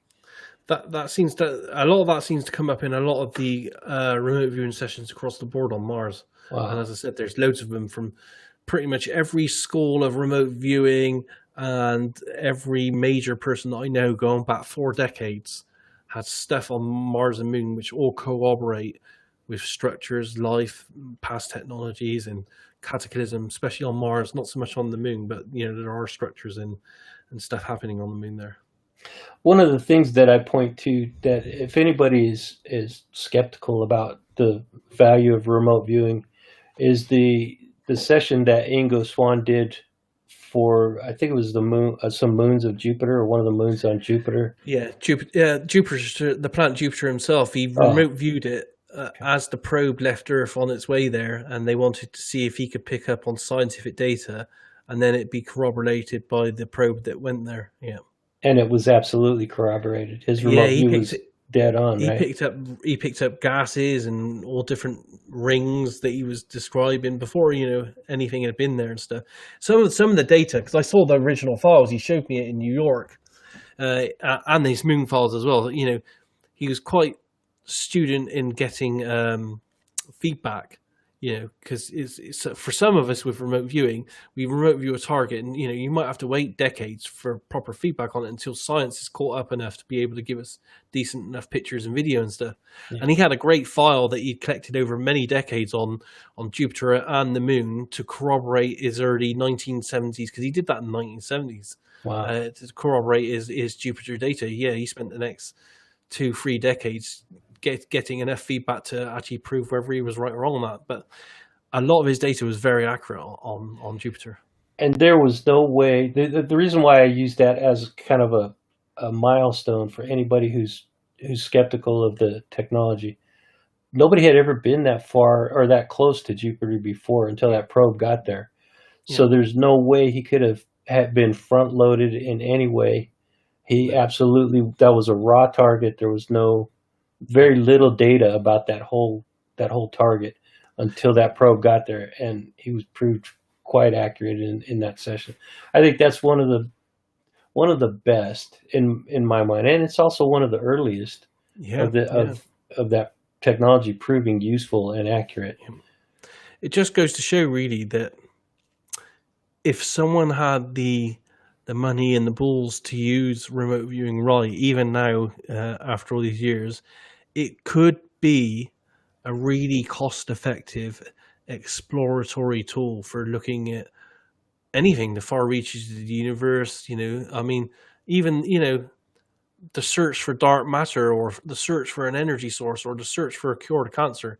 Anything like this, remote viewing might be able to give a little bit of insight on if there were just the resources there to use it, but there just isn't the collective insight nowadays, which is such a shame, really.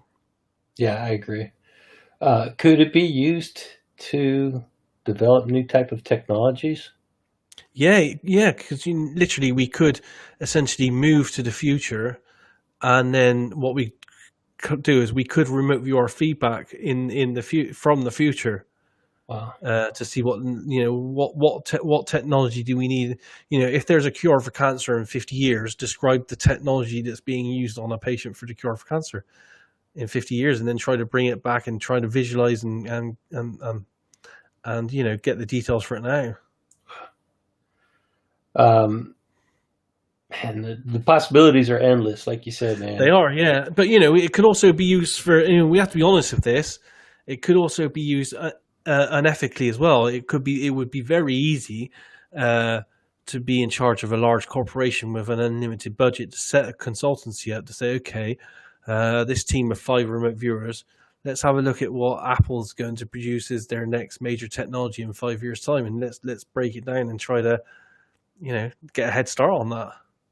Man, corporate espionage. do you think that's going on? Do you think that happened? Well, not asking you if you know directly. I don't know asking anyone that's doing it, but okay. If I was in charge of a major company, and I had billions or millions at my disposal, I would be damn sure to put out feeders for consultancy to look at that kind of thing. Wow. Yeah, that could be completely disrupting. I mean, if you could come out with, if you could see what your competitor's doing and undercut them to the, to the finish line, you can basically run them out of business. Because anyone can learn remote viewing in a relatively short period of time. I say that, to be intermediary level is probably 12 to 18 months, but still that's not long in a life cycle of a company. You could quite easily hire a team of people and say, on a consultancy basis, you're my new kind of consultant, intuitive consultants, because you don't even need to use any of these words that we use. You can make up some new ones. You're my new creative consultants looking at future technologies, and you're going to look at these future technologies with your gut feeling or your intuition. So you don't need to mention any words like psychic on that. You can make up some real business acronyms for this, and you could set up an in-house team to just visualize what they think your future technologies are going to be. Wow. That's pretty dastardly, man. Pretty nefarious. And I got to be honest, it wouldn't surprise me at all if there were some countries that are very up on their technologies and doing that kind of thing. I'm talking probably Asian countries that probably have units and stuff that are doing this kind of stuff. I have seen no evidence of it, but it's such a cheap thing to do, rather than spend X amount of tens of millions on proper research when you can spend X amount of thousands. Yeah, and I mean, like you said, though, it's only one data point. Even if you have multiple remote viewers looking at a similar target, you're only getting one, maybe a couple of data points, and you really need to back that up with human intelligence or some other type of intelligence. Remote viewing should never be used as a single point of information. You should always have more than one source of information. Yeah, absolutely. So one other target that I saw that you had done, and it was on your website, Philadelphia experiment. Yeah, that was a long time ago, wasn't it? Again, I wish someone would give me that, because that was just like a test target when I was starting out. I wish someone would do a proper project on that at some point, because that's something I've read some books on, and I still got some books on. It's been a secret love of mine for many years to know if that's true or not. That is an interesting topic. And yeah. So a couple of the suggestions that I had, or maybe that if somebody has done these targets, is the Montauk Air Force Station in New York. I got that on my list as well. That would be another one. I mean, I don't know if I believe the stories from some of the books that are out there. I've seen all the videos like Al Bielek and Preston Nichols and all that kind of stuff. They look quite good when I first watched them 15 years ago. I don't know if they hold up now, but it would be good to independently get the remote viewer to go to that base or facility at a certain time just to see what was happening. Right. Yeah. Right. Because there's some pretty incendiary accusations about that facility of what happened, but there's also some pretty wild, like if what some people have claimed really happened, man, that could, wow. Yeah. I have to warn you though. There is a potential problem in RV, in that it's very possible, and we don't know how much this happens, for a remote viewer to pick up information on a target that might not actually be the target, but might actually be a theory or belief, or the tasker's belief about the target.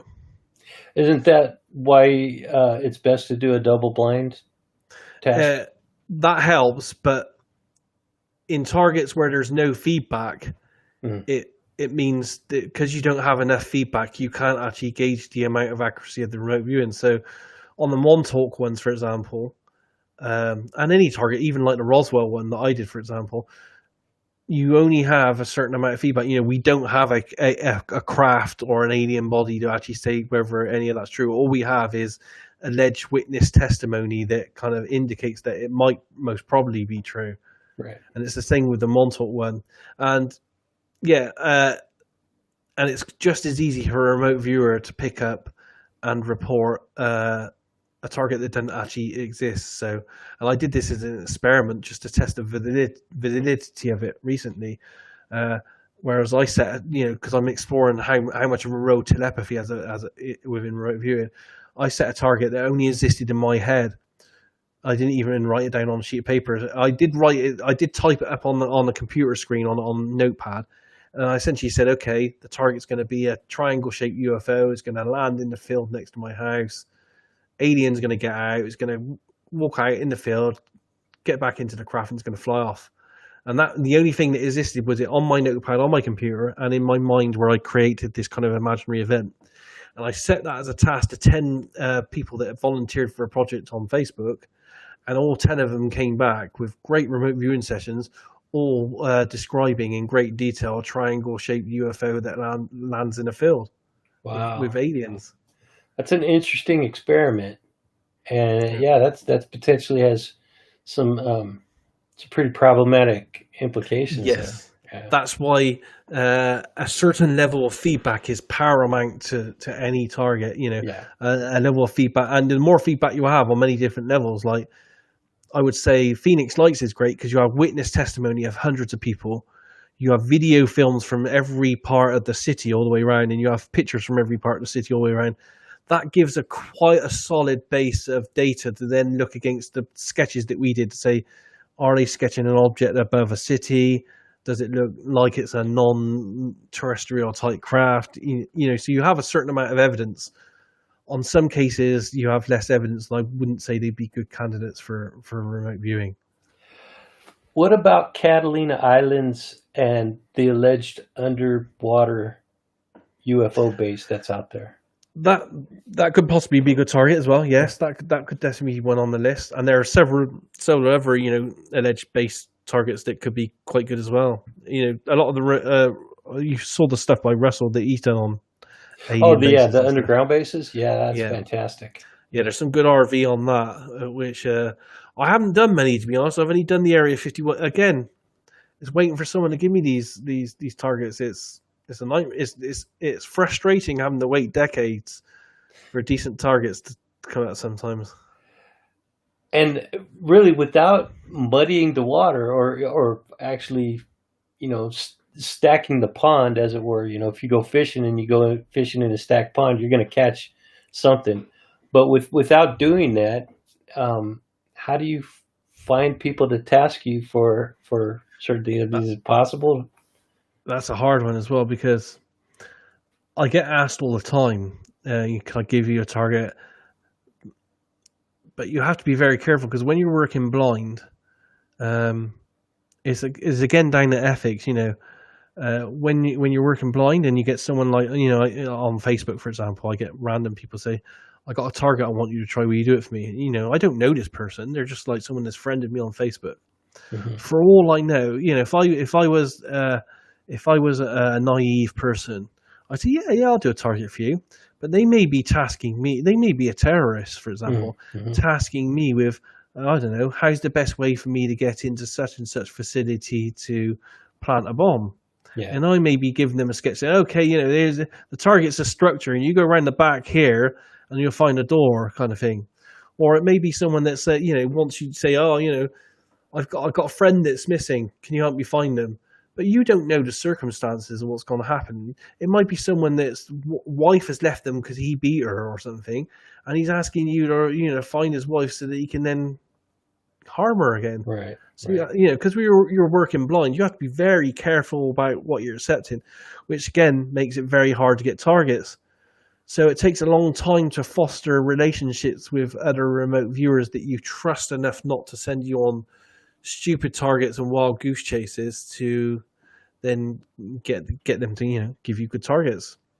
And I've only got a very small handful of people that I trust enough in that regard. That's where you can attach a really strong value add to a project manager. Yes, the project manager can vet those. We're always on the lookout for great remote viewers, but the community at large really doesn't understand the use and the need for really hardcore, dedicated professional project managers. Yeah. There's a big there's a missing resource at that within remote viewing. I guess in marketing we would call that a hole in the market. Yes. Now, if so, staying on that topic for just a quick second, if somebody was interested in remote viewing, in pursuing remote viewing, but they tested poorly in being a remote viewer, could they then consider maybe going to work in the field as a manager? Yeah. I don't see any reason why not. It wouldn't take a lot to become a good manager.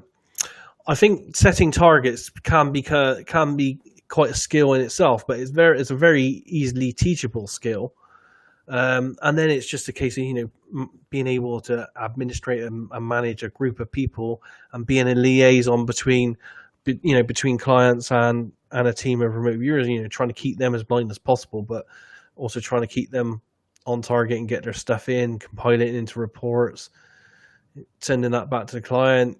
If the client wants more data, you then have to retask them and say, okay, now look at this, or So it's easily done. You just need to be very good at, I would say, basic admin, Word, Excel, communication through email, that kind of thing. Well, and you'd have to be a good people person. You'd have to be dedicated, loyal to your RVers. Yes. I mean, there's a lot of good qualities that a person would have to bring to the table to be that. Yes. Fill that and as role. I said, few and far between there. But I have to be honest as well. Decent remote viewers. I've been in this field now for 2.5 decades, and I can count. There's probably 20 people that I could go to and I would trust in the world to work projects for me. Mm. We have to bear in mind, there's allegedly tens of thousands of people now that have been trained in remote viewing. Yeah. The vast majority of them, though, I have to be honest, do drop out. It's a bit like any martial art, like learning karate or kung fu or something, because it takes 4 to 6 years to get a black belt in that martial art to become to a standard being good enough. The dropout rate every year gets more and more and more and more. So a class that had 20 people in it at the beginning, by the time they get the black belt, there's probably one left out of those 20 people. Right. And it's the same with remote viewing, really. Yeah, it's. I think it's a pretty good comparison to martial arts. I've heard other people talking about it as mental martial arts. Yeah, and it's a really good analogy to compare it to martial arts, which is an art in itself. Remote viewing is an art. Martial arts is an art. Yeah, I've spent many years doing martial arts. I have a black belt in full contact karate. I've done Tai Chi and Kung Fu training for many years as well. And Qigong. Up until the lockdown, I was doing Tai Chi and Qigong training for the last 2 years. Wow. Okay, that's all I have on the targets. And I think we pretty much covered quite a bit of information right here. So you've talked a little bit about the magazine, the books, the website, but if anybody wants to find out any more information about you, besides the Facebook and the website, I mean, that's pretty much where people can find you, right? Are you on Twitter? I do have a Twitter account. I don't use it too much nowadays now, though. I'm mainly now on Facebook because I run a pretty big group there. I'm on Reddit quite a bit as well. There's a good remote viewing community on Reddit. I think it's going up to like 15,000 people now. So it's it's a really big growing community over there. So I'm on there quite a bit. But yeah, and on YouTube, I'm growing my YouTube channel of videos. And also, virtually every Friday night now, we have a open remote viewing community chat with luminaries in the field where we discuss remote viewing pretty much every Friday for a couple of hours live. That's pretty cool. That could potentially outgrow your Zoom capacity. Yeah, we're not too bad at the moment. We usually get 50 to 60, 70 people, but I don't advertise it everywhere. I only advertise it in a few key places where remote viewers go. Mm-hmm. To try to keep it very contained within related questions rather than getting hundreds of people turn up and ask questions about how do I remote view, where do I go to learn it, that kind of thing. It's very focused on who's on there and asking them questions related to what they're doing. I have to say that is a very cool resource for anybody interested in the topic. When you did, I think it was Russell that organized it, but he had the help of quite a few other remote viewers. Yep. And he brought together, I can't even name all the people that were there, but that Paul Smith was there, and Bill Ray was there, Yeah. Tom McNair, right. Lim Buchanan turned up. So that was four of the military remote viewers, all within one place, and that hasn't happened for many years. Yeah. I don't think it's ever happened online, but it hasn't happened physically for quite a number of years as well. Yeah, that was very cool to see that, and the experiences and things that they were sharing was, I mean, priceless. Yeah. You could have easily charged money for people to come see that. Absolutely, yeah. And this week we got one coming on.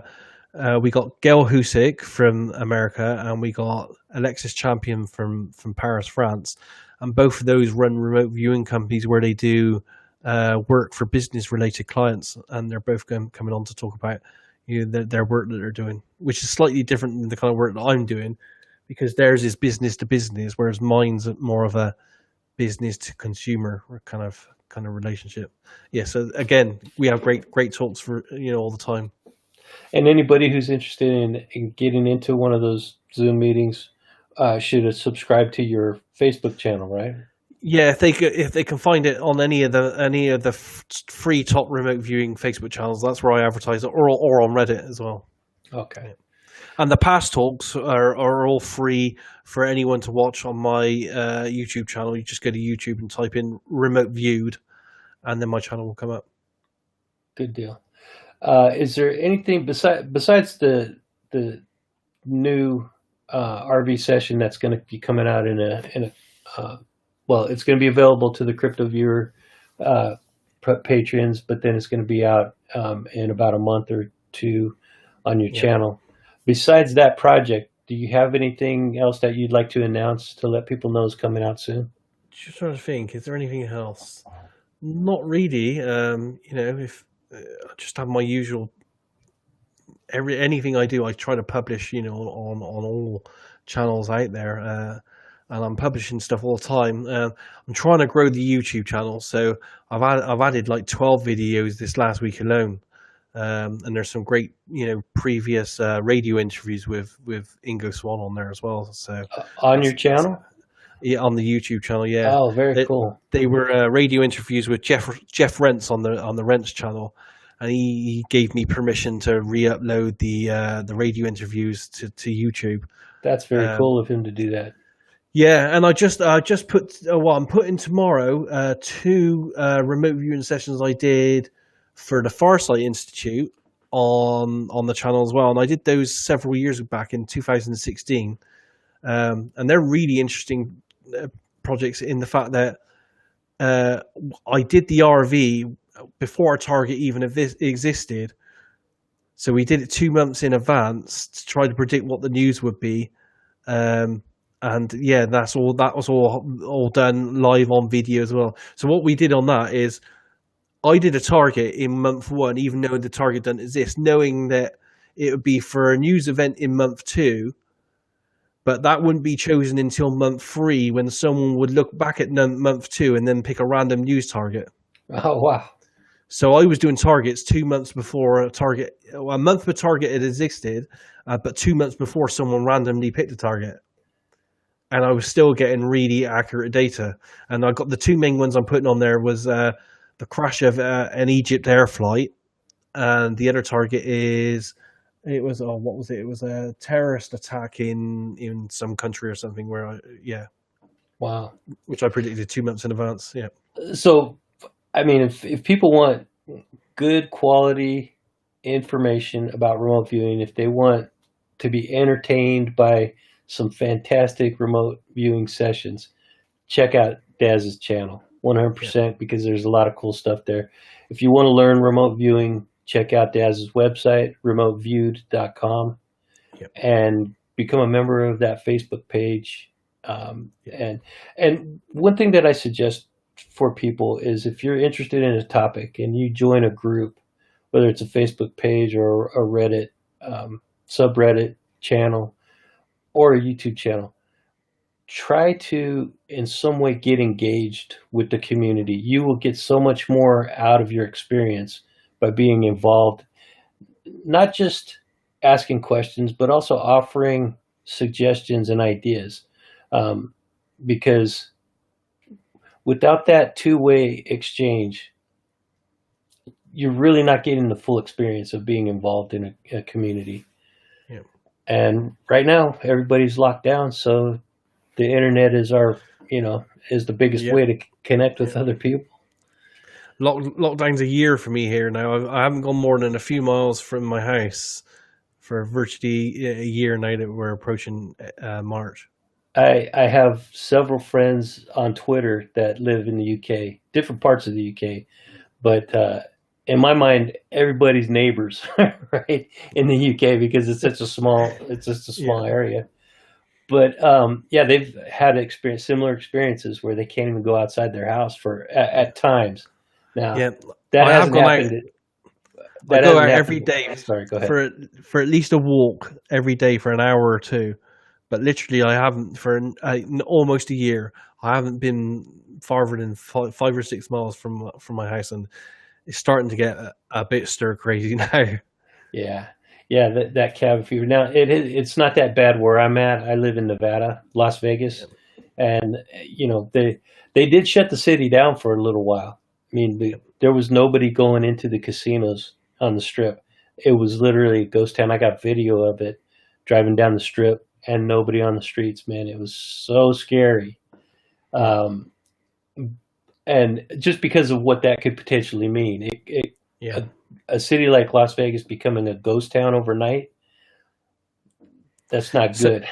It's the same here because I live in a city called Bath here, and it's the second most visited place in the UK after outside of London, because it's essentially a Roman city. So we have all these ancient Roman baths and monuments here that go back thousands of years. But the whole city exists on tourism, but it's just been everything lockdown has been dead for an entire year. Yeah, it's starting to come back to life here in Las Vegas. I am starting to see like the light at the end of the tunnel. My business has suffered dramatically because of the shutdown. I do similar work to what you do, graphic design. Okay, yeah. And but it's just you got to get creative and find other ways to generate income when you get into that situation. It's hard. I think as well. It's interesting because things have changed now as well. People and companies have seen that you can work remotely.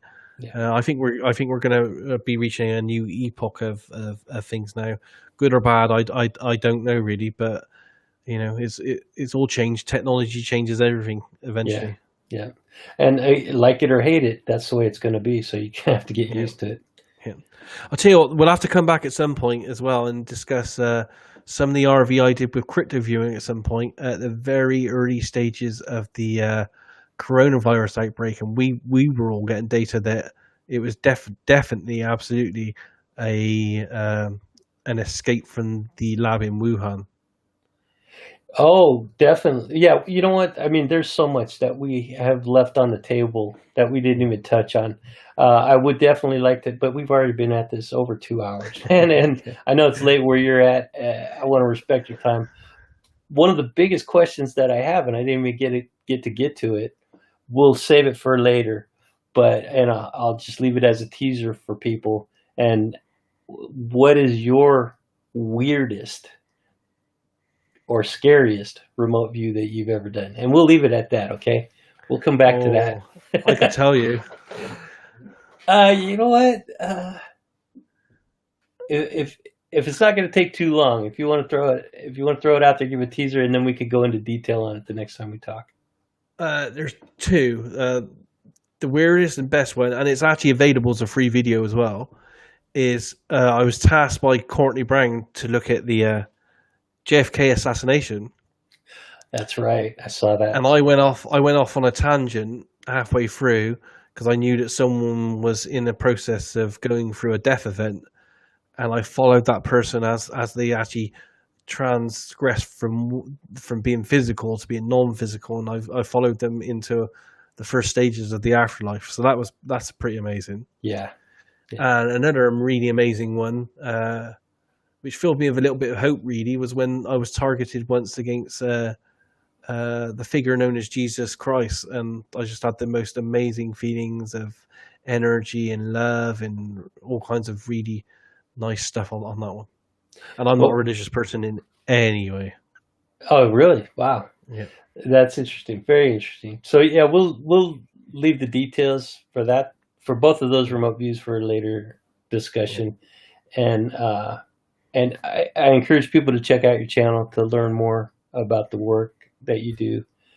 It's fascinating work, man. I mean, if it's almost like you're a time traveler, man, because you can go Yeah, anywhere yeah. you want to.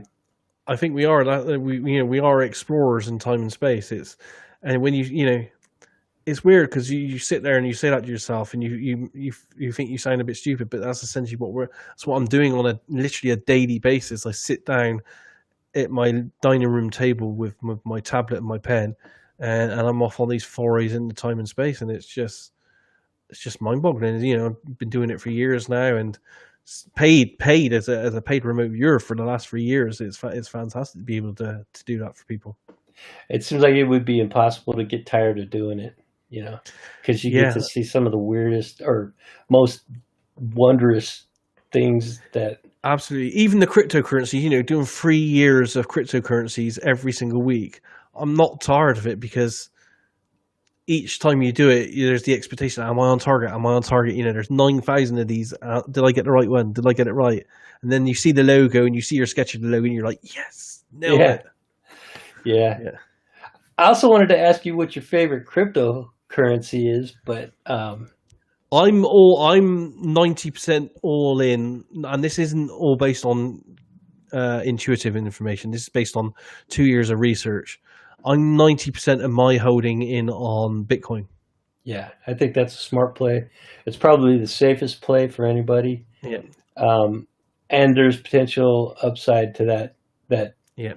I think there's only one thing that could destroy Bitcoin, and that's for whoever made it to actually come forward, and we know exactly who that is, and for them to move their allotted 30 billion that they have in holdings. yeah, Yeah, that's the only dangerous thing I think I see about Bitcoin is that happening because we don't know who the alleged Satoshi Nakamoto is. have you guys ever remote viewed him We or did we her did a or remote whatever it viewing is? session on it, and all of us as a group. Again, that'd be a great one for us to review of you. Uh, we had that it was a collective of more than one person, um, and the indicators from what we did, this going back 3 years, seemed to indicate that there was at least in part intelligence agencies behind it. Yeah, that's a pretty good. I've actually pondered that possibility myself. Yeah, makes you wonder, and it's quite scary if that's true. Yeah, yeah, Because they could at some point, now that all the major institutions in America, J.P. Morgan, Tesla buying 1.5 billion of it, now they're all getting into it. I could see if it was owned by I don't know, an intelligence agency from Russia or China or something, they could destabilize America just like that Yeah. Yeah. if they And decide to do something, make some moves. and if it's a U.S. intelligence group of intelligence people, Yeah. they would hold all the cards. Yeah, imagine the black budget projects you could do with if you hold 30 billion of Bitcoin in your bank account. Yeah. Yeah, and the market manipulation you could have with, oh Yeah. man, it's just the implications are, So, so that's the worrying thing for me is not knowing who it is. But that aside, everything else from Bitcoin is positive. It's like the Google of the internet. I can't see anyone toppling it. yeah. Well, it looks like it's going to be the currency of our future. It seems to be going that direction. I think so. As well as two or three of the other smaller ones. I think Ethereum has got a good solid base because it's like it props up so much of the other ones out there. Yeah. It's a good working tool for a good 90% of all the other technologies. I don't own enough of that. I would like to get a bit more of that. And some of the other wild cards as well, the DeFi tokens, like, I'm really bullish right now on Cardano because that for me is up 1,600% in a year. Yeah, and that's a real similar platform or a similar technology to Ethereum. Yes, yeah. Cardano is like a strong competitor to Ethereum. And it's gone up from like 3 cents over a period of a year now to just over $1. And even at $1, I think over the next year to 2 years that could go up to $5, $10, $15, $20. So it's still a really good investment at this stage. Yeah. Yeah, we could talk about crypto for a couple of hours, man. Oh yes, yeah. Because I'm interested in it, but I don't know if people that are watching this right now aren't that interested in crypto, but they should be, right? Yeah, it's coming. We're quite lucky because we're, and I say this to everyone, we are still ahead of the crest of the wave. We're in like the 0.5% of the world's population that even knows this exists. Right. So it's almost like we're looking at the internet before people knew the internet existed. They don't know yet how detailed and how much blockchain and crypto is going to be part of their life in a decade's time, but in a decade's time, it will be absolutely everywhere. Yeah. That's pretty good information right there for people to latch onto. If you were in 1990, if you knew what we know now about the internet, what kind of choices would you make going into the 90s? And that's kind of where we're at right now. Well, 5 years ago, that's where we were at with crypto. Now crypto's a lot more accepted. It's getting into the mainstream, but we're still, like you said, ahead of the crust. Oh yes, yeah. Less than 1% of the world's population know anything about it. Yeah, and we're talking about Bitcoin. There will only ever be officially 21 million, right. But we know that over the last 10 years or so, 2 to 3 million of those have been lost to time because people have lost their wallets. So by the time it's totally mined, there will probably only be 15 to 16 million of them in existence to go around the entire population of the planet. There will never be any more. You can't mine anymore. It's finite.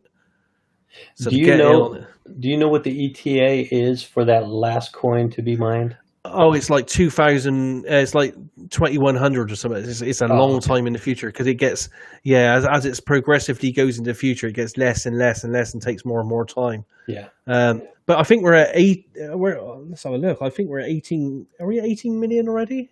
I don't know. Let me have a quick look here. I'm sure we're at something crazy like that already that's been mined. Total supply out there at the moment, is 18.6 million out of 21 million. So, and bearing in mind, out of that 18 million, we know probably about 2.5 million of those have been completely lost. So, at this moment in time, there's only 16 million of them to go around the entire population of the Earth. Wow. And, for those people that don't know anything about it, the 24-hour volume for Bitcoin at the moment is, in the last 24 hours, it's done $54,800,000,000 worth of business. Yeah. It's not it's not a fad. It's not going anywhere. No, it's not. And that's the misconception that a lot of people have is that it's a fad. Yeah. It is not a fad. No. And there are, you got to be careful when you're talking about the tokens and the altcoins that are popping up. Yes. Be very careful about jumping because they're cheap. Yeah. Some of them are a fraction of a penny to get in them. Yeah, and But I do buy them as a gamble. Sometimes for the price of a burger meal, I will look at something, and the RV data we've done on may indicate that it's kind of interesting, and I'll look at it, and it'd be like 5 cents each, and I'll say to myself, okay, for the price of a meal out, which would be like £30 here in the UK for a burger and meal for me and the missus, I'll take a gamble, I'll take a punt, and for £30 sometimes I can buy 500,000 of them. Yeah. And you only need it's an outside chance. It is a gamble, but it might be one of those gambles that one day pays off. And if you buy 10 of those, and one of them makes it, and goes to $1, and you've got 500,000 of them, it's a no-brainer. Well, the most recent success story in my mind is Dogecoin. Yeah. That one is taking off, and I don't know, 6 months ago that nobody even heard of it. And now it's just, I think Elon Musk just bought a bunch of it. Yeah. And Cardano, I bought several thousand Cardano 14 months ago for like 200 British pounds. It's not gone up a huge amount, but in 2 years it's gone up to over $1 each. So I'm up like 1,200% on my investment in just over a year, and it's just like, that's just crazy. You can't get anything like that from a bank. Yeah. I think if anybody is still watching this from the UFO community, if you want to find out more information about cryptocurrencies, go check out, what's the website that you guys? Our website where we do RV stuff is Crypto Viewing. Yeah. Cryptoviewing.com? Yeah. Okay. So yeah, check out that channel. You guys cover this stuff on YouTube. Yeah, we've done. We put out the occasional free bits and pieces on YouTube so people can see roughly what we're doing. But we do predictions on the markets and all that kind of stuff. And a lot of it's just fun as well. Where we'll just look at stuff and try to give people information on it, not the intuitive information, but real world information. Yeah. And to help people understand the technology and the value that this stuff is bringing to the market. Yeah, it changes so fast. Literally, just this last 2 weeks alone, the whole crypto market's been taken over by this thing called NFTs, which is called non-fungible tokens. And essentially, the art market's taken up in a crazy way, and there are people now selling literally animated GIFs as original artwork, one of a kinds. One of them last week, sold for $500,000 of an animated GIF. Oh man. Yeah. Yeah, and see, we have to talk more about this, man. Again, I don't want to keep you here all night long, but so okay, Daz, is there anything else that you'd like to say before? That's it. Thanks. It's been great chatting with you, and yeah, let's do it again sometime. I'm available. A lot of time. I'm available a lot at the moment because we're still in lockdown. It's been a blast talking with you. I appreciate you being so generous with your time, man. Thank you for accepting the invitation. Yeah. All right, man. Take care. And you take care.